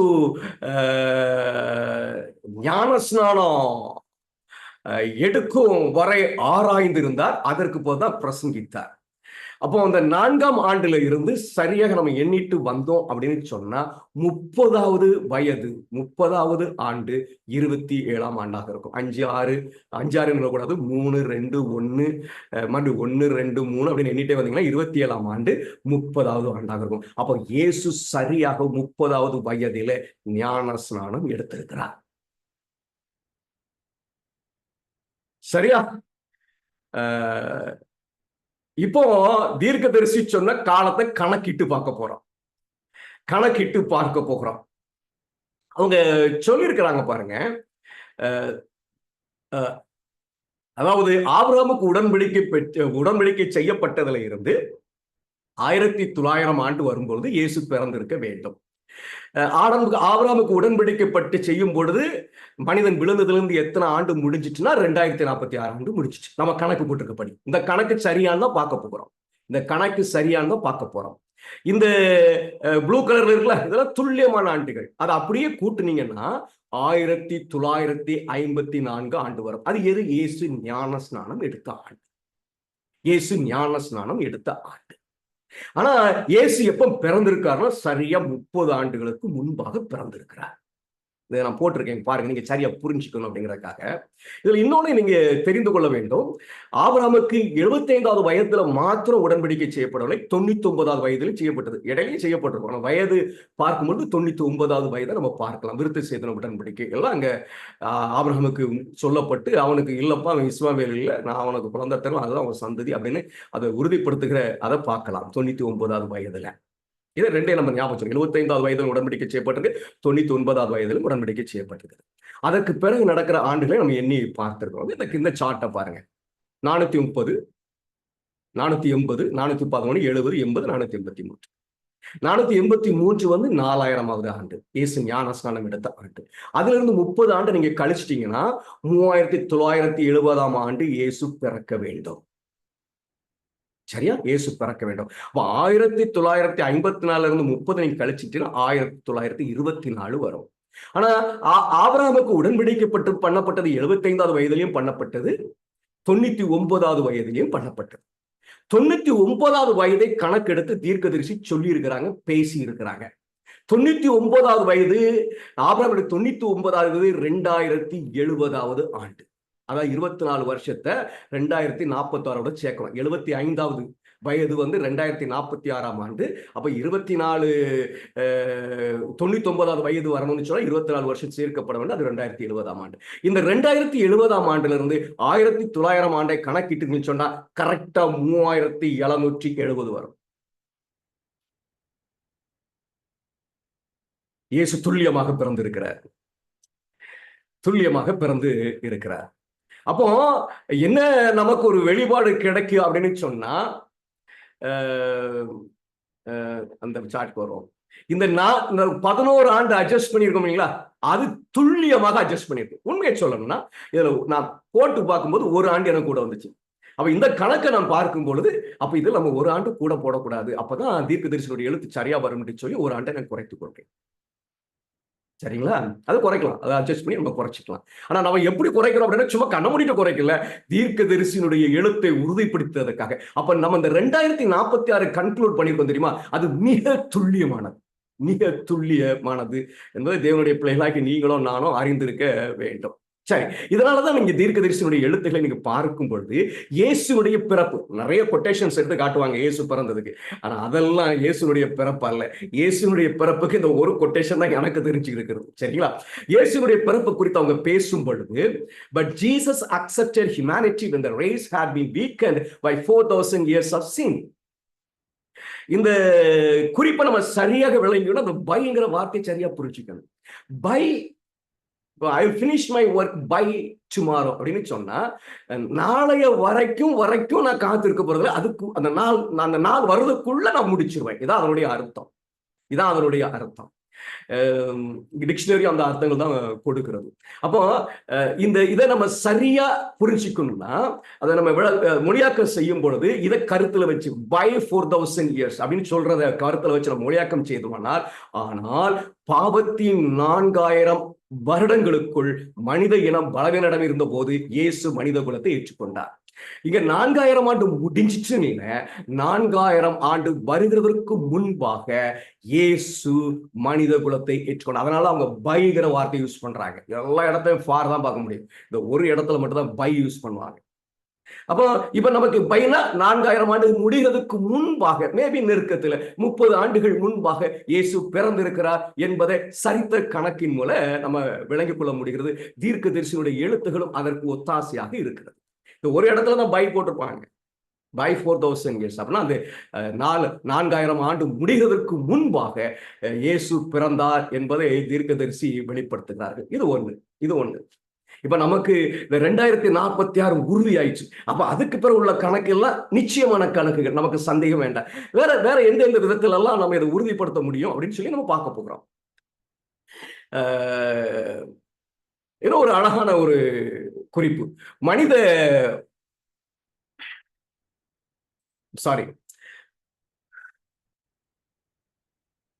வரலாற்றின் முதல் 2500 ஆண்டுகளில் எழுதப்பட்ட வெளிப்பாடு எதுவும் இல்லை. முதல் 2500 அப்படி சொன்னா நம்ம 2046 போட்டிருக்கோம். 2500 ஒரு ஏறக்குறைய அங்கிற மாதிரிலாம் அந்த டூரிங் கரெக்டா இல்லை. ஒரு 2500 ஆண்டு வரைக்கும் இல்லை. இதை சொல்ற இந்த வேலை, அதான் எழுத்து வேலை அது வரைக்கும் பேச்சில் இருக்கணும். அதை புள்ளி போட்டு விட்டுட்டேன், இடத்தை சுருக்கிறதுக்காகவும் நேரத்தை குறைக்கிறதுக்காகவும். இந்த எழுதுற வேலை மோசே கிட்ட தொடங்கி 1600 ஆண்டுகள் நீண்டதான். எப்போ? யோவான் வெளிப்படுத்தல் எழுதுற வரைக்கும். அதே காரியத்தை இன்னொரு இடத்துல குறிப்பிடும்போது ஏறக்குறைய 1500 ஆண்டுகள் ஆயிடுச்சுன்னு சொல்றாங்க. அப்ப நம்ம போட்டிருக்க அந்த 2046 இருந்து பின்பாக வர்ற காலத்தையும் கணக்கு பண்ணி யோவான் எழுதுற அந்த ஆண்டையும் கணக்கு பண்ணி பார்த்தா 1500 இருந்து 600 வரும். அது வந்துச்சுன்னு சொன்னா இந்த தீர்க்கதரிசியுடைய எழுத்து சரியாக இருக்கிறத நம்ம பார்க்க முடியும். இப்போ இதை 480 இருந்து நம்ம 430, அதாவது சீனாய் மலையில வந்தது. அதுல இருந்தா மோசே எழுத உத்தரவு பெறுகிறார். அதுல இருந்து நமக்கு 483 வரைக்கும் நம்ம கூட்டணும் 1524 வருஷம் வருது. 480, 411, 70, 80, 483, 1524 வருஷங்கள் வருது. யோவான் வெளிப்படுத்தல எழுதினதாக 90, கிபி 96 கணிக்கப்பட்டிருக்கு. ஒரு வருஷம் 2 வருஷம் முன்ன பின்ன இருக்கலாம். சரி, இப்போ நம்ம இந்த 1024க்குள்ள 96 ஆண்டுனா கிபி 1 இருந்து வருது. 27 ஆண்டு இதுக்குள்ள சேர்ந்துட்டு 483க்குள்ள சேர்ந்துட்டு. அப்போ 96ல இருந்து 27 கழிச்சுட்டு 69. அந்த 69 1524 சேர்த்தீங்கன்னா 1593. What a perfect revelation of Ellen G. White. சிலர்லாம் இதை தீர்க்கதரிசி இல்லை அப்படி இப்படின்னு பேசிக்கிட்டு இருக்காங்க. என்ன ஒரு நேர்த்தியான வெளிப்பாடு. இதை எதுக்கு மறுபடியும் காட்டுறேன்னா, நம்ம கணக்கு சரி என்பதை உங்களுக்கு உறுதிப்படுத்துவதற்காக. இன்னொரு பிரச்சனையும் இருக்கு. சிலர் என்ன செய்வாங்க அப்படின்னு சொன்னா, 31ஆம் ஆண்டு இயேசு மரித்தார்ல அந்த கணக்கை குறித்து தீர்க்கதரிசி பேசுறாங்க. என்ன பேசுறாங்க பாருங்க. இந்த இரவு அவர்கள் இந்த எகிப்திலிருந்து வெளியே வருவாங்களா, அந்த இரவுக்கு பிறகு 1500 ஆண்டுகள் இயேசு பஸ்கா ஆட்டுக்குட்டியின் எதிர்மாதிரி உலகத்தின் பாவங்களுக்காக சிலுவையில் மரித்தார். எத்தனை அந்த இரவுல இருந்து, அதாவது 430ஆம் ஆண்டு அவங்க விடுவிக்கப்படுறாங்க. அதுல இருந்து 1500வது ஆண்டுல இயேசு மரித்தார். இந்த ஒரு குறிப்பு இருந்தா எக்ஸாக்ட் 1500 முடிவு பண்ணிட்டு போயிடலாம். ஆனா இன்னொரு இடத்துல அவங்க என்ன சொல்றாங்கன்னா, 1500 வருஷங்களுக்கும் மேலாக எபிரேய ஜாதியார் தேவனுடைய கட்டளைப்படி தங்கள் வீடுகளை விட்டு புறப்பட்டு இந்த கூடார பண்டிகை ஆசரிக்கணும்ல, அதை 1500 ஆண்டுகளுக்கு மேலாக அவங்க செஞ்சாங்க. இயேசு மரிக்கும் வரைக்கும் அது செய்யப்பட வேண்டும், அதை செய்தார்கள். அப்போ இங்க 1500 ஆண்டுகளுக்கு மேலாக போய் தான் இயேசு மரித்து இருக்கிறார் என்பதை நம்ம உறுதிப்படுத்திக்கலாம். நான் எக்ஸாக்ட் 1500 அல்ல, 1500 ஆண்டுகளுக்கு மேலாக. நம்ம இதை போய் நம்ம காலக்கணக்கில் என்ன செய்ய போறோம் அப்படின்னு சொன்னா, ஒப்பிட்டு பார்க்க போகிறோம். நம்ம கூட்டுவோம் மறுபடியும் 480 இருந்து 483 வரைக்கும் இங்க கூட்டி, அதோட கூட 3 வருஷம் கழிச்சுதான் இயேசு சாவார். அந்த 3 வருஷத்தை சேர்த்தீங்கன்னா 1527 ஆண்டுகள் வரும். இப்ப இது எந்த ஆண்டு அப்படின்னு நம்ம கண்டுபிடிக்கணும். அப்ப நம்ம கரெக்டா கண்டுபிடிச்சு வச்சிருக்கோம் 2476. அந்த 2476 இதோட கூட நம்ம சேர்த்தோம்னா 4003.5 ஆண்டுகள் வரும். இயேசு 4000 ஆண்டு கடந்த பிறவே மரித்திருக்கிறார் என்று இந்த கணக்கு உறுதிப்படுத்தப்பட்ட கணக்கு வெளிப்படுத்தப்படுகிறது. அதனாலதான் தீர்க்கதரிசி இயேசுவினுடைய மரணத்தை குறித்து பேசும்போது ஃபார் 4000 இயர்ஸ் எழுதுவாங்க. ஃபார் என்பது கூடுதலாக இருக்கலாம், குறையா இருக்கலாம், எக்ஸாக்டா இருக்கலாம். ஆனா இந்த இடத்துல அது கூடுதலாக இருக்கிறது என்பதை நம்ம கணக்கின் மூலமாக விளங்கிக் கொள்ளும். அப்போ 31ஆம் ஆண்டு 4000 வருஷம் நம்ம முடிவு பண்ண முடியாது. முடிவு பண்ண கணக்கில் ஏதாவது குளறுபடி பண்ணணும். இப்ப நமக்கு ரொம்ப துளிவாகவும் துல்லியமாகவும் கணக்கு இருக்கிறத நம்ம பார்க்க முடிகிறது. சரி, அப்படின்னா இப்ப நமக்கு கணக்கும் சரியா இருக்கு, கால நெருக்கத்துல இருக்கு. 2008ஆம் ஆண்டு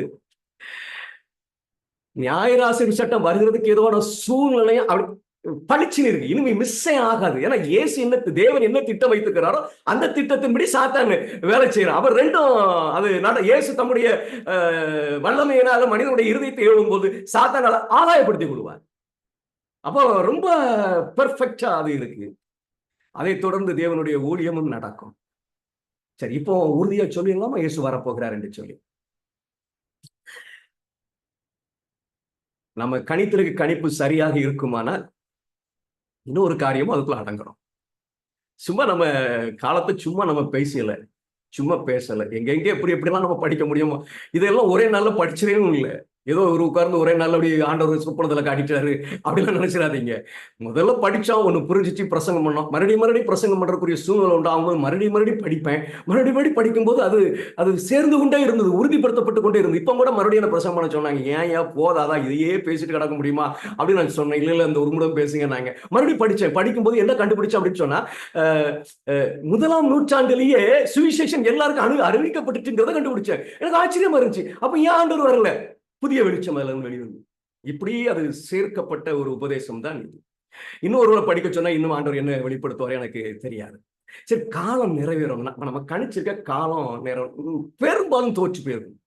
கணித்த காலங்கள் எல்லாம் தோற்று போயிருக்கும். அதுக்கு காரணத்தை இப்போ இல்லை, இப்பவும் இல்லை, 1847 ஜேம்ஸ் ஒயிட் எழுதும் போது அது சொல்லியிருப்பாங்க. தீர்க்கதரிசிக்கு நான் 1845 அவர்கள் காலத்தை குறிச்சிருந்தாங்க. நம்ம ஆட்கள் 1844 வருவார் என்று ஏமாந்துட்டாங்களா? அதுக்கு 1845 7ஆவது மாசம் 15ஆம் தேதி வருவார்னு சொல்லி மறுபடியும் 7ஆம் மாசம் 10ஆம் தேதி வருவார்னு சொல்லி குறிச்சு ஓடி இருப்பாங்க.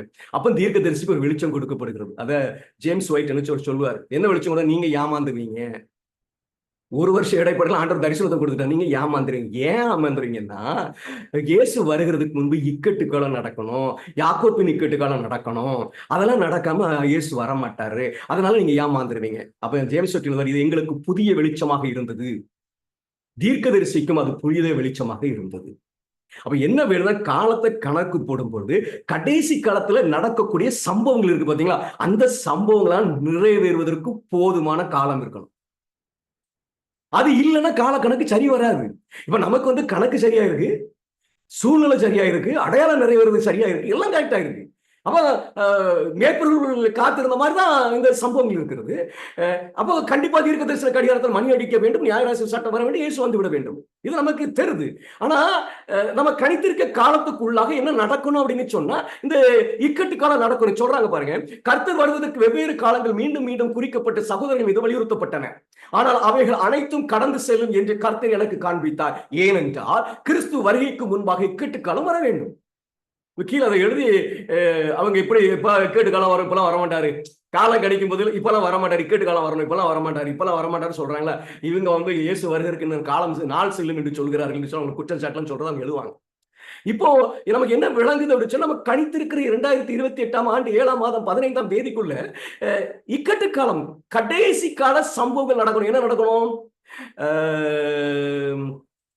நியாயராசி சட்டம் வரணும். இன்னும் சொன்னா சபைக்கு நியாய தீர்ப்பு முடியணும், 140 முத்திரிடப்பட வேண்டும், தேவன் எழும்பி அசைக்க வேண்டும், நியாயராசி சட்டம் அமெரிக்காவில் அறிவிக்கப்பட்டு உலகம் முழுவதும் வர வேண்டும். அந்த நியாயராசி சட்டத்தின் மூலம் சபை சுத்திகரிக்கப்பட வேண்டும். சபை சுத்திகரிக்கப்பட்டு 140 பின்மாரியோட அபிஷேகத்தை விட்டு ஊழியத்தை செய்ய வேண்டும். கிருபையின் காலம் உலகத்துக்கு முடிய வேண்டும். வாதையின் காலங்கள் வர வேண்டும். யாக்கோபின் கேட்டு காலம் வர வேண்டும். இயேசு வர வேண்டும். எவ்வளவு நடக்க வேண்டியது? 28 நடக்குமா? என்ன இது? என்னங்க இதுல வாய்ப்பே இல்லையே. ஒரு சகோதரர் பிரசங்கம் பண்ணார். என்ன பிரசங்கம் பண்ணார் அப்படின்னு சொன்னா, இந்த உபதேசத்தை பாசிட்டிவா சொல்றதுக்கு காட்டிலும் நெகட்டிவாக தமிழ்நாட்டில் பரப்பப்பட்டிருக்கிறது. தமிழ்நாட்டில் மட்டும் உலகம் முழுவதுமே பரப்பப்பட்டிருக்கிறது. கிட்டத்தட்ட எல்லா விசுவாசிகளும், கொஞ்சம் வேதத்தை படிக்கிற விசுவாசிகள் எல்லாரும் இதை அறிந்திருக்கிறார்கள். இயேசு 2027ஆம் ஆண்டு, முதல்ல 27 தான் சொல்லி அது பிரசங்கிக்கப்பட்டது. அது தெளிவாய் படிக்கும்போது 2028ஆம் ஆண்டு என்று சொல்லி புரிந்து கொண்டோம். 2028ஆம் ஆண்டு இயேசு வரமாட்டார். இதுதான் பிரசங்கம். ஏன் அப்படின்னு ஒருத்தர் காரணம் சொல்லும் போது, இன்னும் ஊழியம் எங்கெல்லாம் போகிருக்குங்க, எத்தனையோ தேசத்துக்குள்ளெல்லாம் வேதமே உள்ள கொண்டு போக முடியாது, அங்கெல்லாம் போக வேண்டாமா? நம்ம தமிழ்நாட்டில் எத்தனையோ கிராமங்களுக்கு நீ செய்தி போகல, அங்கெல்லாம் போக வேண்டாமா? இதெல்லாம் நடக்கிறதுக்கு அது எப்படி 2028 நடக்கும்? அதெல்லாம் இயேசு வரமாட்டாருங்க, அதை நம்பாதீங்க. சரிதானே? நியாயம் தானே? அவர்கள் வாதிடுவது நியாயம் தானே? எனக்கு அருமையான தேவனுடைய பிள்ளைகளை, நம்ம நினைக்கிற மாதிரி கடைசி காலம் அல்ல. நம்ம அதை ரொம்ப டீட்டெயிலாக என்னால் விளக்க முடியாது. நான் சுருக்கமாக சொல்லிவிடுகிறேன். தானியேல் 12ஆம் அதிகாரம், அதை குறித்து தீர்க்கதரிசி எழுதும் பொழுது, பெரிய வேலை செய்யப்பட வேண்டும் குறுகிய காலத்தில், இறுதி ஊழியத்தை குறித்து அவர்கள் பதிவிடுகிறார்கள்.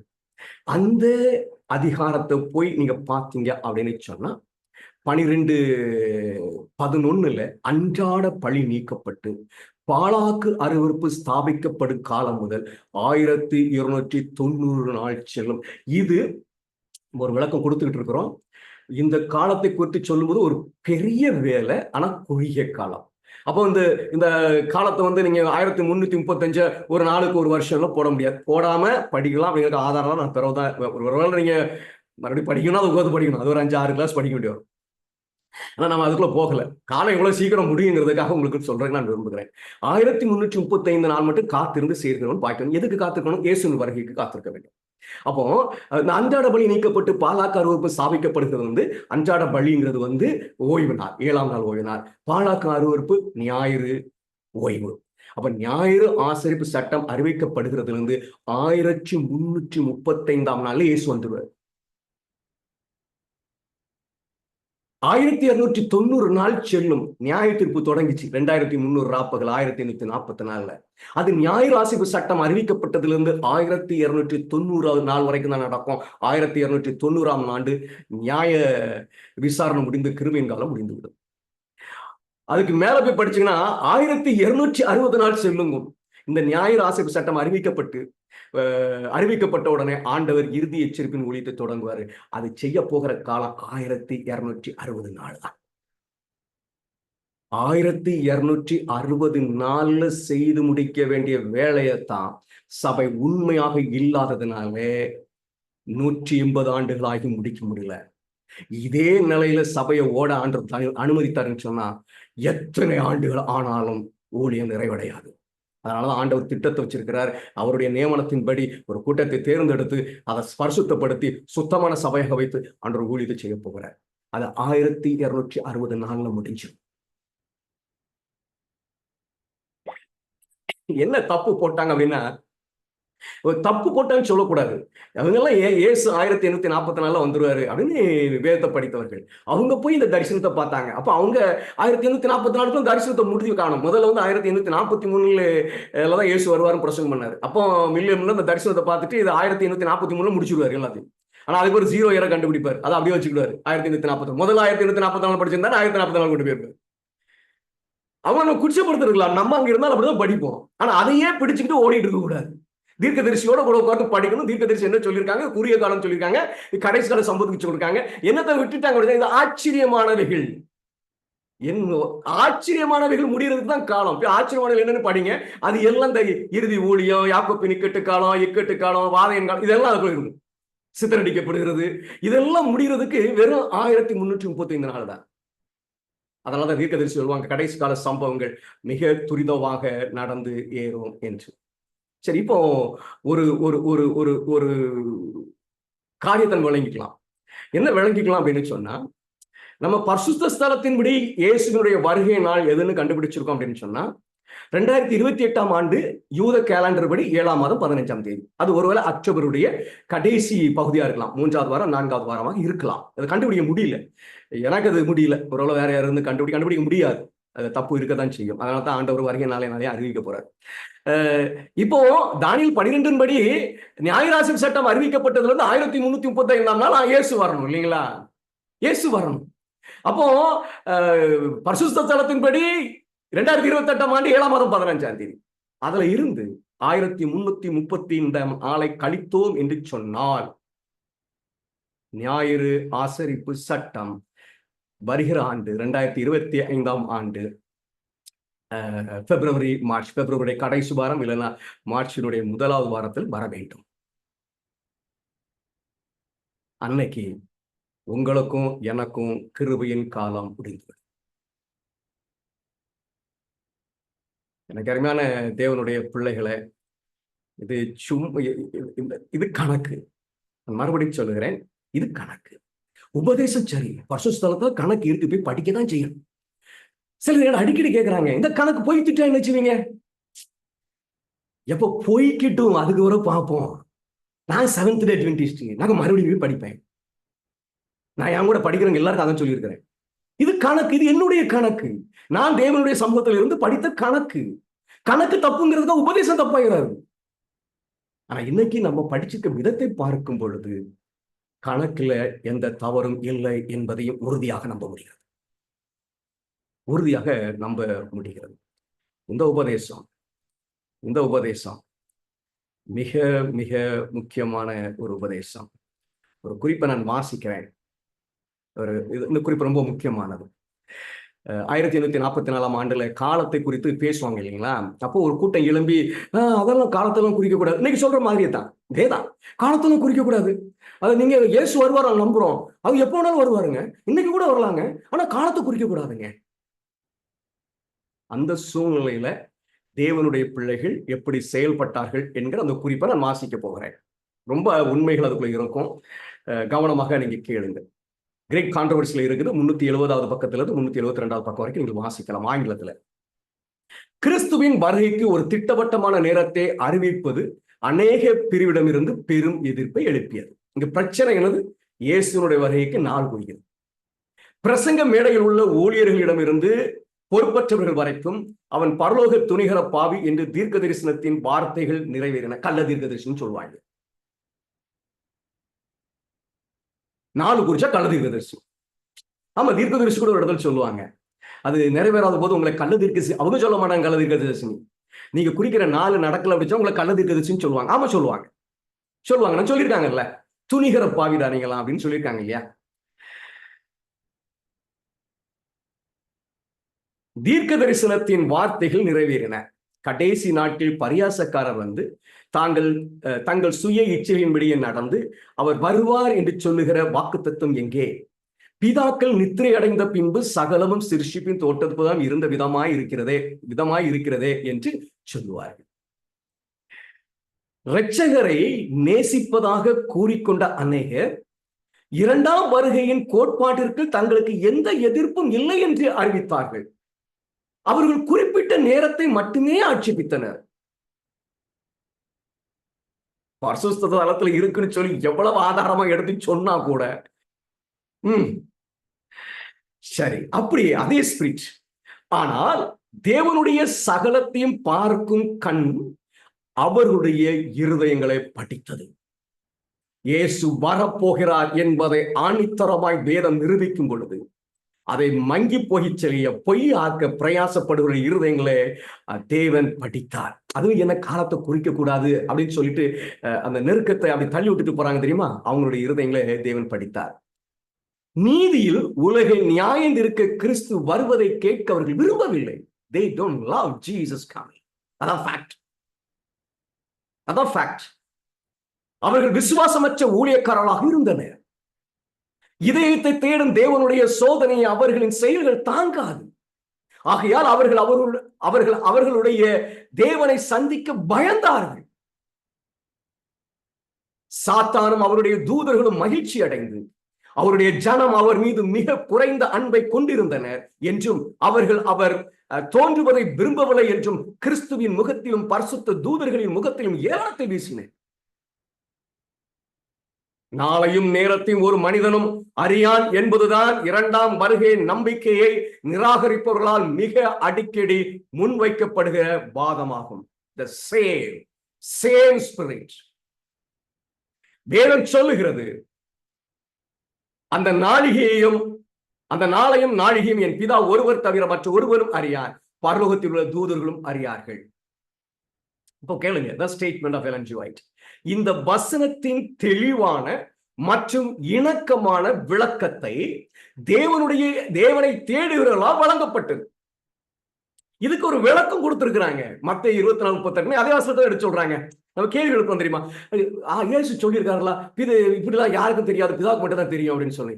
அதுக்கு ஒரு தெளிவான விளக்கம் கொடுக்கப்பட்டிருக்கிறது. தேவனை தேடுகிறவர்களால் கொடுக்கப்பட்டிருக்கிறது. மேலும் அவர்கள் எதிர்க்கிறவர்களால் செய்யப்பட்ட அதன் தவறான பயன்பாடை தெளிவாக காட்டப்பட்டது. இந்த விளக்கம் தான் இன்னைக்கு நமக்கு மத்தேயு 24:36 இந்த விளக்கத்தின் அடிப்படையில் நம்ம புரிந்து கொள்ள வேண்டும். கடைசி முறையாக அவர் ஆலயத்தை விட்டு வெளியேறிய பிறகு ஒலிவமலையின் மீது அவருடைய சீஷர்களுடன் அந்த மறக்க முடியாத உரையாடலில் கிறிஸ்துவால் இந்த வார்த்தைகள் பேசப்பட்டன.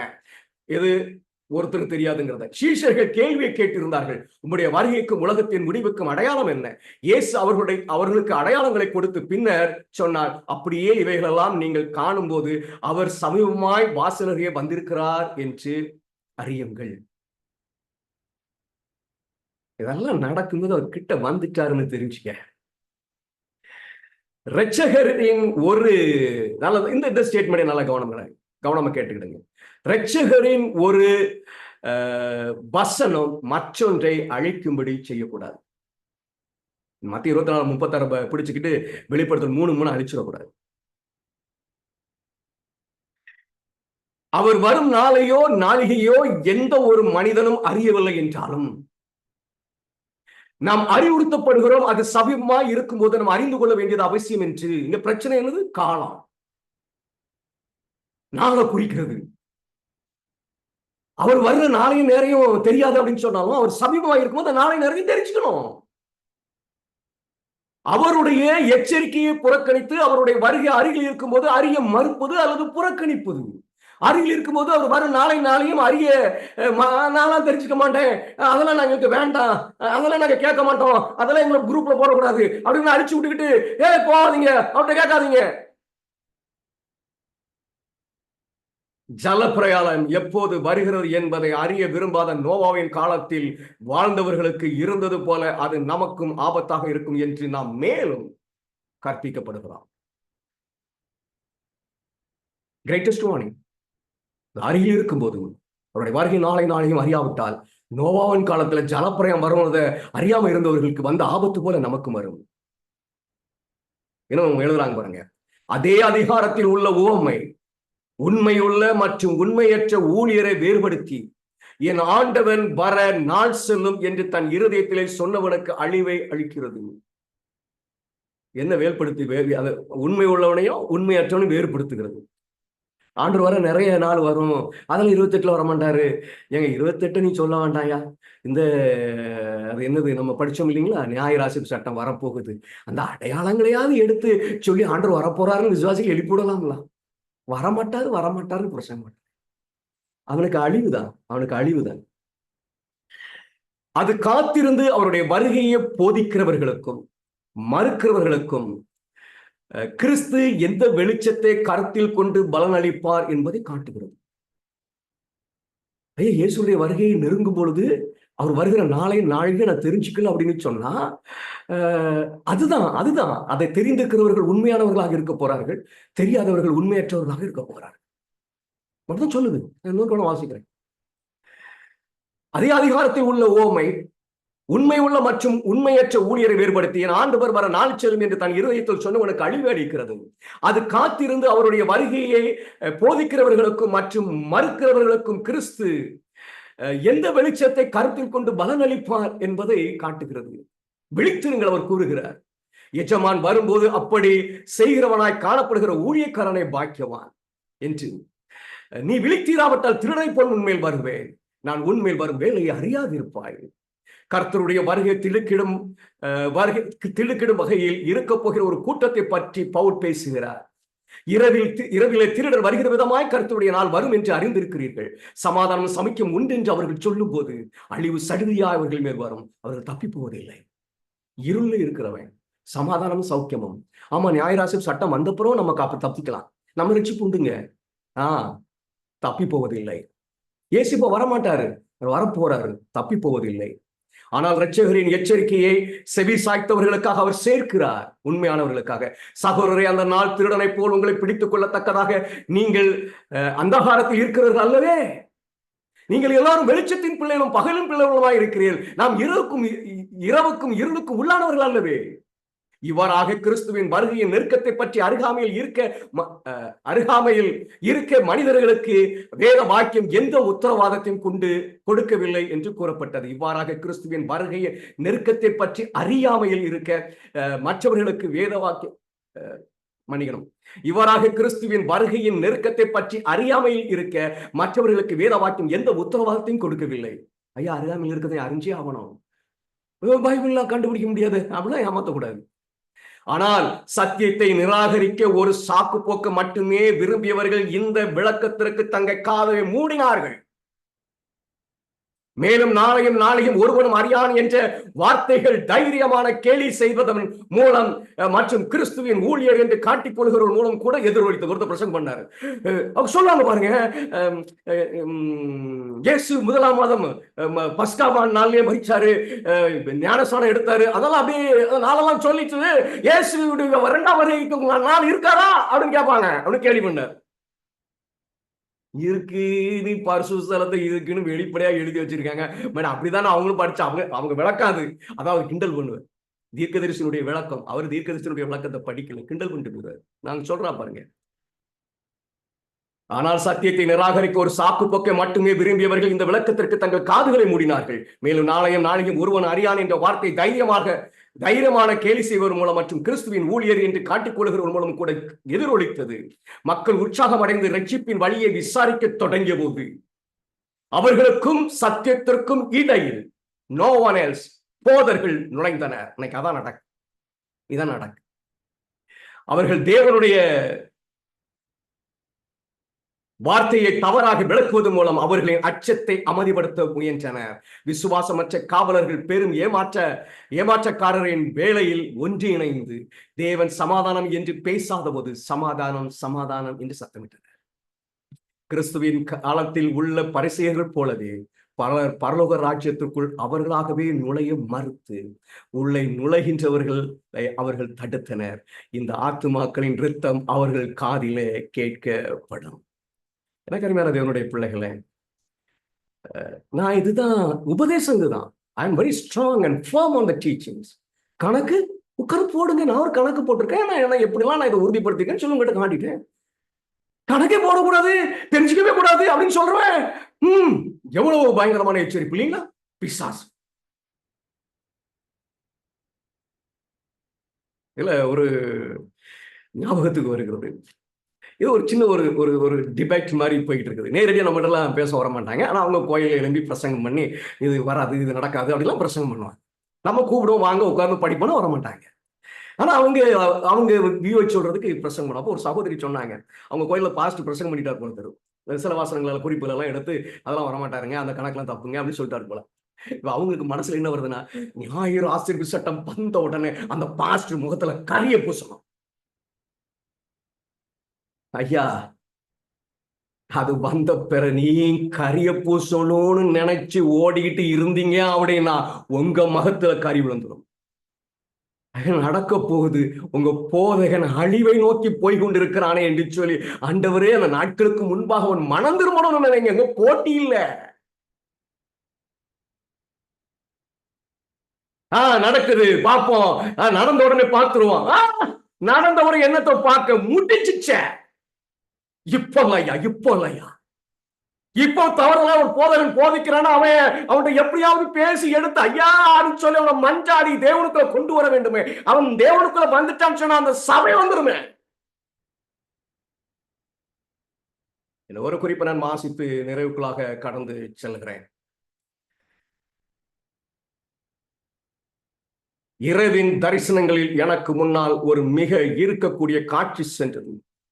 சில அழகிய மாளிகைகளுக்கு மத்தியில் அவற்றின் உடனடி அழிவை ஏற்படுத்துகின்ற ஒரு மகத்தான நெருப்பு பந்து விழுந்ததை கண்டேன். தேவனுடைய நியாய தீர்ப்புகள் பூமியில் வருவதை நாங்கள் அறிந்திருந்தோம். ஆனால் அவை இவ்வளவு சீக்கிரத்தில் வரும் என்று எங்களுக்கு தெரியாது. வரும், இயேசு வருவார் எங்களுக்கு தெரியும், நியாயராச சட்டம் வரும்னு தெரியும். நான் அதுக்கு முந்தைய ஒரு அழிவு வருங்கிறது நிறைய பேருக்கு தெரியாது. ஆனா இவ்வளவு சீக்கிரம் வரும்னு எங்களுக்கு தெரியாதுப்பா என்று ஒருவர் சொல்லுவதை நான் கேட்டேன். மற்றவர்கள் வேதனையான குரலுடன் உங்களுக்கு தெரியும், பிறகு ஏன் எங்களிடம் சொல்லவில்லை? எங்களுக்கு தெரியாது என்றார்கள். எல்லா பக்கங்களிலும் நான் இதே போன்ற கடிந்து கொள்ளும் வார்த்தைகளை கேட்டேன். எனக்கு அருமையான தேவனுடைய பிள்ளைகளே, ஒருவேளை இந்த உபதேசத்தை நீங்கள் சரி என்று நம்பினால், கேட்டுட்டு போறதுக்குரிய உபதேசம் இல்லை. உங்களால் எத்தனை பேர் செவன்த் அட்வென்டிஸ்ட் போய் சொல்லுங்க, ஒரு அழிவு வரப்போகுது, தேவன் நியாய தீர்ப்பை முடிக்க போகிறார். அந்த அழிவு வரும்பொழுது நம்ம வாரிக்கொள்ளப்படுவோம். ஆமா, ஐயோ எங்களுக்கு தெரியாத என் பிள்ளையை காணாம, ஐயோ எங்களுக்கு தெரியாத என் மனைவியை காணாம. Terrible voice you are going to hear. இன்னைக்கு எத்தனை பேர் இந்த சத்தியத்தை புதிதா கேட்கறீங்கன்னு எனக்கு தெரியாது. பிரதர் அர்ஜுன் இதற்கான பிரயாசத்துல ஈடுபட்டாங்க. முதலாவது நாள் ஒரு கூட்டம், இரண்டாவது நாள் கொஞ்சம், மூன்றாவது நாள் கொஞ்சம், அப்படியே குறைஞ்சி.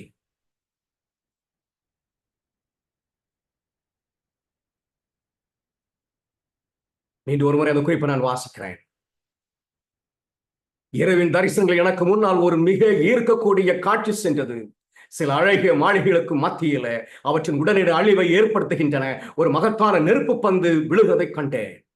தேவனுடைய நியாய தீர்ப்புகள் பூமியில் வருவதை நாங்கள் அறிந்திருந்தோம், ஆனால் அவைகள் இவ்வளவு சீக்கிரம் வரும் என்று எங்களுக்கு தெரியாது என்று ஒருவர் சொல்லுவதை நான் கேட்டேன். மற்றவர்கள் வேதனையான குரலுடன், உங்களுக்கு தெரியும், பிறகு ஏன் எங்களிடம் சொல்லவில்லை?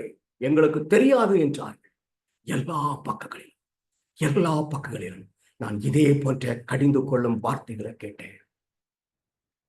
கிறிஸ்துவுக்காக நிற்போம். கிறிஸ்துவின் வருகையை துரிதப்படுத்துவதற்கு எதுவான வேலையில் ஈடுபடுவோம். அவர் வரப்போகிறார். ஆமென்.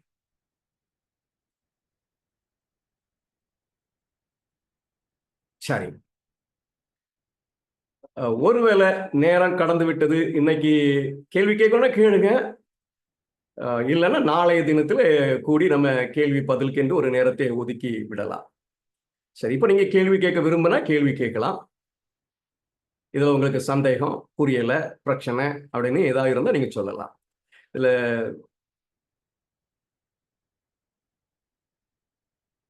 புதிதாக இருக்கிறவர்கள் 2-3 நபர்களை நான் 3-4 நபர்களை பார்க்கிறேன். 4-5 பேர் இருக்கிறாங்க. சரி, இதுல ஏதாவது சொல்ல விரும்புறீங்களா?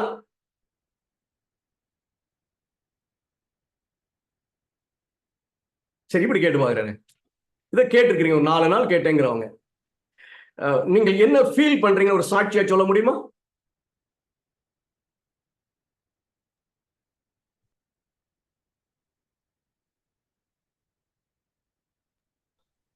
ஐயா, தேவனுடைய வருகை வெகு சீக்கிரமா இருக்குன்னு சொல்லிட்டு துல்லியமா ஆண்டவர் ஒவ்வொரு வசனத்திலையும் வேதத்துல சொல்லியிருக்கிறாரு. அதை நான் விசுவாசிக்கிறேன். நீங்க சொல்ற ஒவ்வொரு காரியமும் அதுக்கு ஒத்து போகிறது. இதை யாரும் மறுக்க முடியாது. ஒருவேளை தேவனுடைய, அதாவது ஒரு பஸ்ஸுக்கு போகிறோம், 5ஆம் நம்பர் பஸ் வருது, 9:15க்கு அது வந்துடணும். ஆனா 9:30க்கு வரலாம். அதுக்கு மேல தாமதிச்சிச்சுன்னா இல்ல, அது வராது.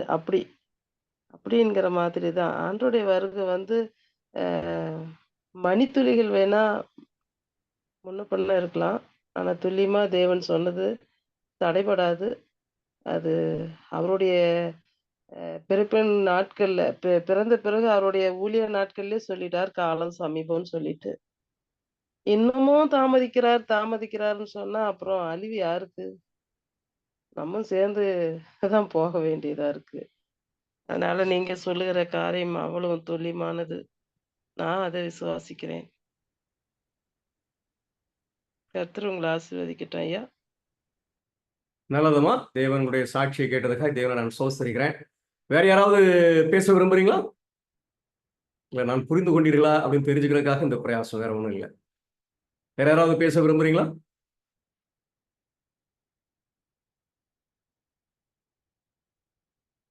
சரி, அப்படி இல்லைன்னா நம்ம ஜெபத்துக்குள்ளாக கடந்து செல்வோம்.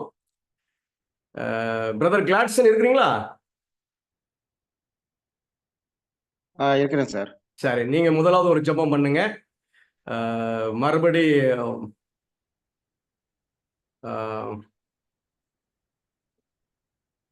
தங்கமாலை இருக்கிறீங்களா? தங்கமாலை தங்கமாலை இருக்கிறீங்களா?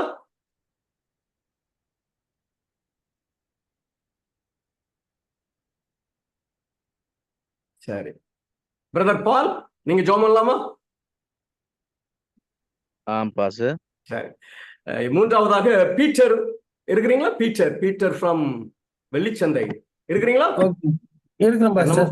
3 நபர்கள் ஜெபம் பண்ண போறோம். முதலாவது பிரதர் கிளாட்சன், இரண்டாவது பிரதர் பால், மூன்றாவது பீட்டர் வெள்ளிச்சந்தை. அந்த சகோதரரும் நம்ம ஜெபத்தை வழி நடத்துவார்கள். நம்ம ஜெபம் செய்வோம்.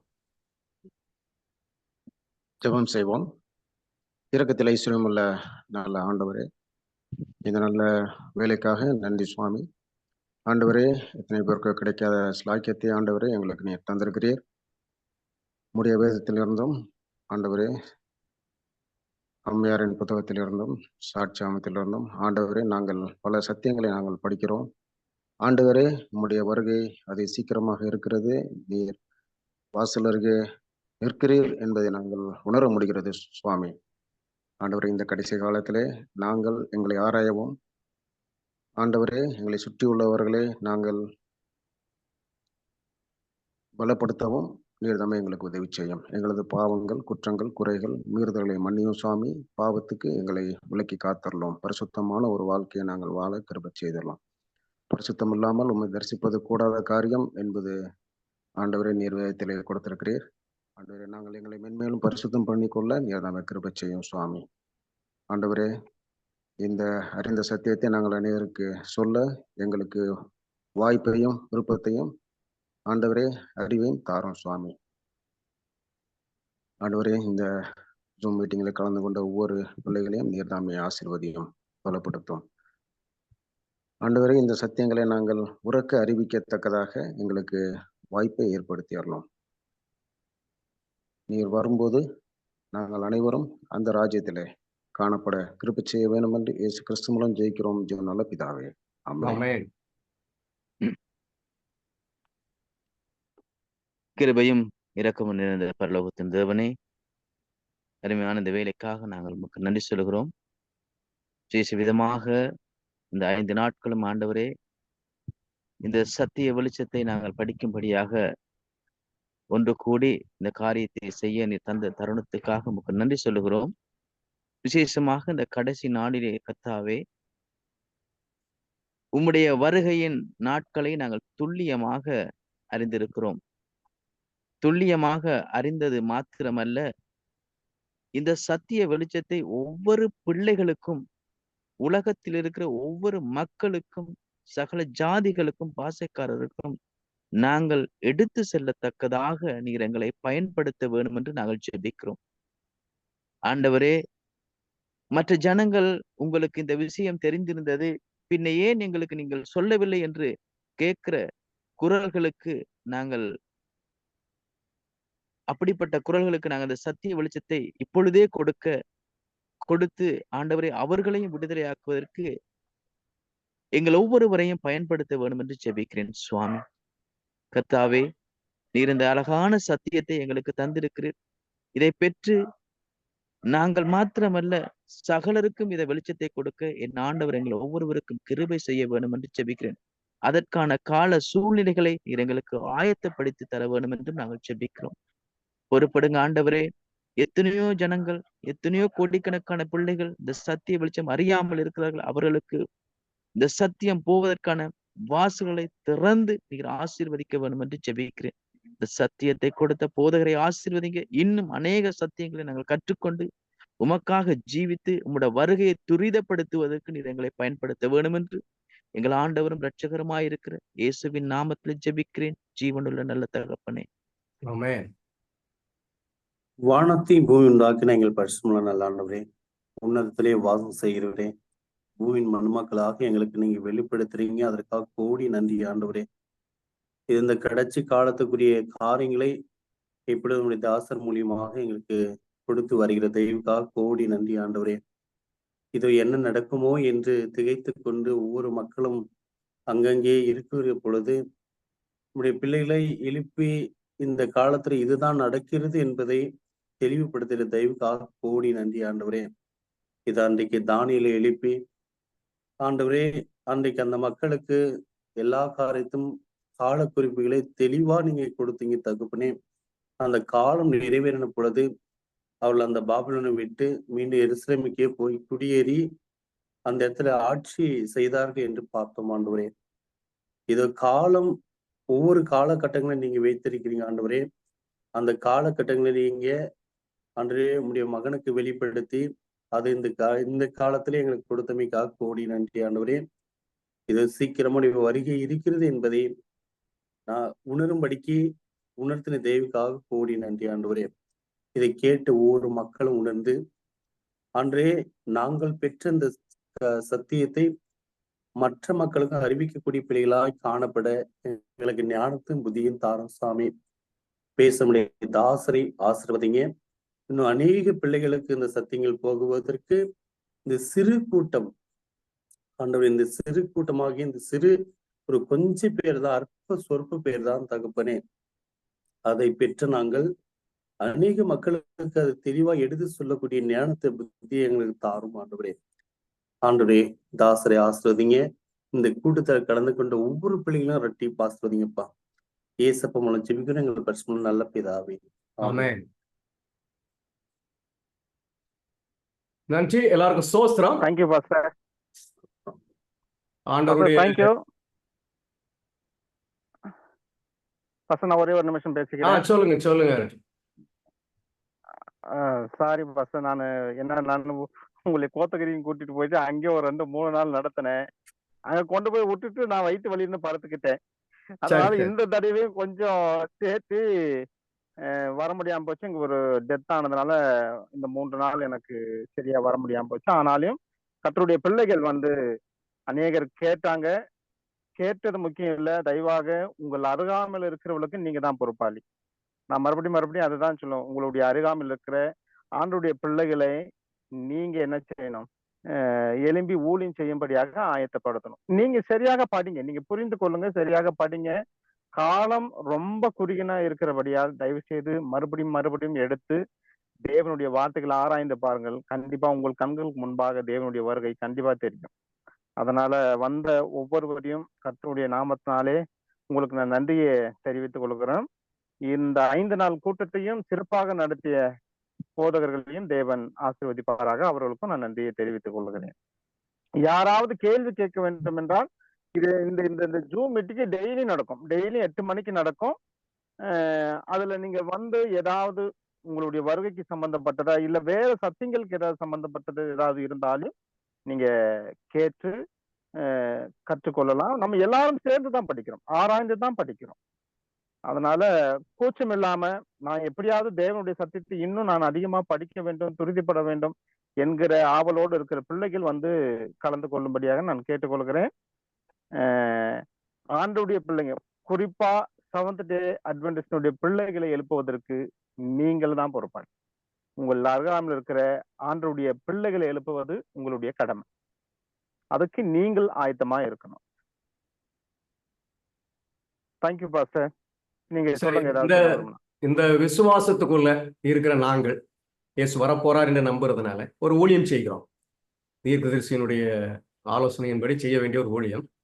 என்ன ஊழியம் அப்படின்னு சொன்னா, ஞாயிறு ஆசரிப்பு சட்டம் வரப்போகிறது, அப்பொழுதாவது நீங்கள் 7ஆம் நாள் ஓய்வு நாள் தான் உண்மையான ஓய்வு நாள் என்று ஏற்றுக்கொள்ளுங்கள்.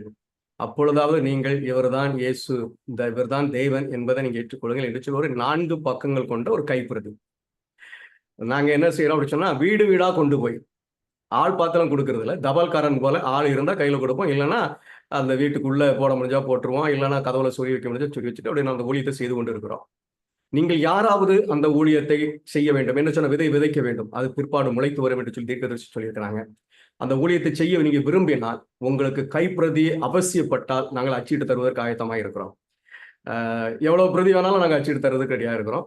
நீங்க பொதுவாக எல்லாருமே பிரதர் அர்ஜுனை தெரிந்தவர்கள் நினைக்கிறேன்.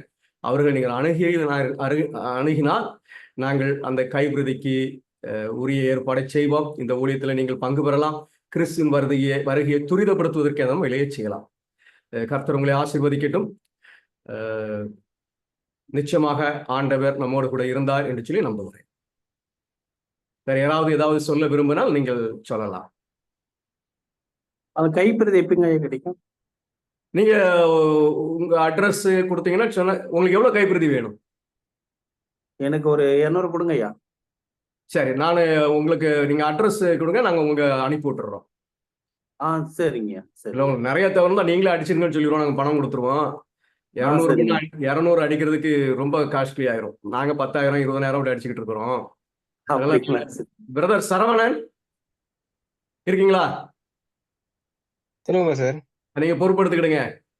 அந்த மொபைல் நம்பர் கேட்டு வாங்கிடுங்க. வாங்கி அவங்கள கான்டாக்ட் பண்ணி அவங்க அட்ரஸ்க்கு ஒரு 200 காப்பி அனுப்பி கொடுத்துருங்க. மொபைல் நம்பர் சொல்லுங்க, நான் அனுப்பி. மொபைல் நம்பர் சொல்லுங்க பிரதர்.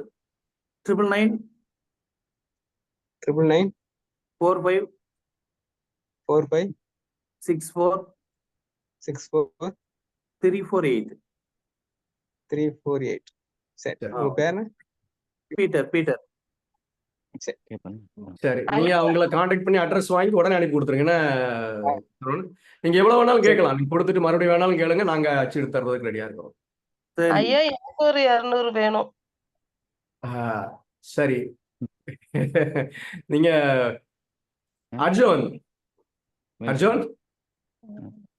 பாஸ்டர் சொல்லுங்க. அந்த இவங்களுடைய மொபைல் நம்பர் வாங்கி அட்ரஸ் வாங்கி கொஞ்சம் எங்களுக்கு அனுப்புங்க, நாங்க அதை ஏற்பாடு பண்றோம். சரிங்க பாஸ்டர், நான் யாருக்கு வேணுங்கிறத கேட்டு அப்படியே உங்களுக்கு நான் சொல்றேன். போட்டு நீங்க சரவணனுக்கு கொடுத்துட்டீங்கன்னு சொன்னா எனக்கு போய் அனுப்ப முடியாது. இல்லைன்னா நீங்க சரவணன் சொல்றீங்கன்னா சரவணன் அதுக்குரிய ஏற்பாடு பண்ணிடுவேன். சரியா? இல்ல நீங்க ஆமா, யாருக்கு வேணுங்கிறத நான் கேட்டு நான் உங்களுக்கு சொல்றேன். சரவணன்கிட்ட சொல்லிடுறேன், அனுப்பி வச்சிருவேன். சரி. இல்ல அவர் எனக்கு அனுப்பிவிட்டாருன்னா கூட நான் எல்லாருக்கும் கொடுத்துருவேன். அப்படிங்களா? சரி, அப்ப அவங்க ஒரு 500 காப்பி உங்களுக்கு அனுப்பி விட்டுறோம். சரிங்க பாஸ்டர். அர்ஜுன், சரவணன் சொல்லுங்க சார். நீங்க ஒரு 500 காப்பி நம்ம அர்ஜுனுக்கு அனுப்பிடுங்க. 500 பத்தாது சார், ஒரு 1000 அனுப்பி விட்டுறேன். 1000 அனுப்பிடுறீங்களா? சரி, ஒரு 1000 காப்பி அனுப்பி விட்டுருங்க. அவர் அர்ஜுன் அங்க கொடுத்துருவார். சரியா? சரிங்க. சரி அர்ஜுன், நீங்க சரவணன் கான்டாக்ட் பண்ணி அதை வாங்கி உடனே கொடுத்துருங்க. டிலே பண்ணாதீங்க. நாள் கிடையாது. கண்டிப்பா. சரி சரி, எல்லாருக்கும் கிறிஸ்துவ நாமத்தினால் வாழ்த்துதலை தெரிவித்துக் கொள்கிறேன். ஸ்ரீலங்காவுக்கு எடுக்கக்கூடிய மாதிரி இருக்குமா பாத்து? எப்படி? ஸ்ரீலங்காவுக்கு எடுக்கக்கூடிய மாதிரி இருக்குமா? ஸ்ரீலங்காவுக்கு நான் உங்களுக்கு ஸ்ரீலங்காவில் இருந்து டிராக்ஸ் உங்க கைக்கு வர்றதுக்கு ஏற்பாடு பண்றேன். நீங்க உங்க முகவரியை மாத்திரம் எனக்கு அனுப்பணும். என் மொபைல் நம்பரை குறிச்சுக்கிடுங்க. தெரியுமா? தெரியும் பாஸ்டர். என் மொபைல் நம்பர் தெரியுமா? தெரியும் பாஸ்டர். சரி, வாட்ஸ்அப், நான் அதே நம்பர் தான் வாட்ஸ்அப்பு. அதுக்கு நீங்க உங்க அட்ரஸ் அனுப்பி விடுங்க. நான் ஸ்ரீலங்காவில் இருந்து உங்களுக்கு அந்த கைப்பிரதி வந்து சேர்றதுக்கு ஏற்பாடு பண்றேன். ஏன்னா ஸ்ரீலங்காவிலையும் சிலர் இந்த ஊழியத்தை செய்து கொண்டு இருக்கிறார்கள். Okay pastor. ஆமா, உங்களுக்கு எவ்வளவு வேணும்னு சொல்லியும் போட்டுங்க. அத்தனை பிரதிகள் உங்க கைக்கு வந்து சேர்ந்துடும். சரி பாஸ்டர். சரி, கர்த்தர் உங்களை ஆசீர்வதிக்கட்டும். ஏதாவது சொல்லணுமா? டக்குனு முடிச்சு போயிடக்கூடாது. ஏதாவது சொல்ல விரும்புறீங்களா இருக்கிறவங்க? சரி, அப்படி இல்லை அப்படின்னா நம்ம விடைபெறுவோம். தேவன் உங்களை ஆசீர்வதிப்பாராக. ஆண்டருக்கு சித்தமான நாளைய தினம் இரவு 8 மணிக்கு நம்ம கூடுவோம். கர்த்தர் நம்மோடு கூட இருந்து நம்மை காத்துக் கொள்வாராக. ஆமென். I am leaving for everyone. God bless you. Thank you.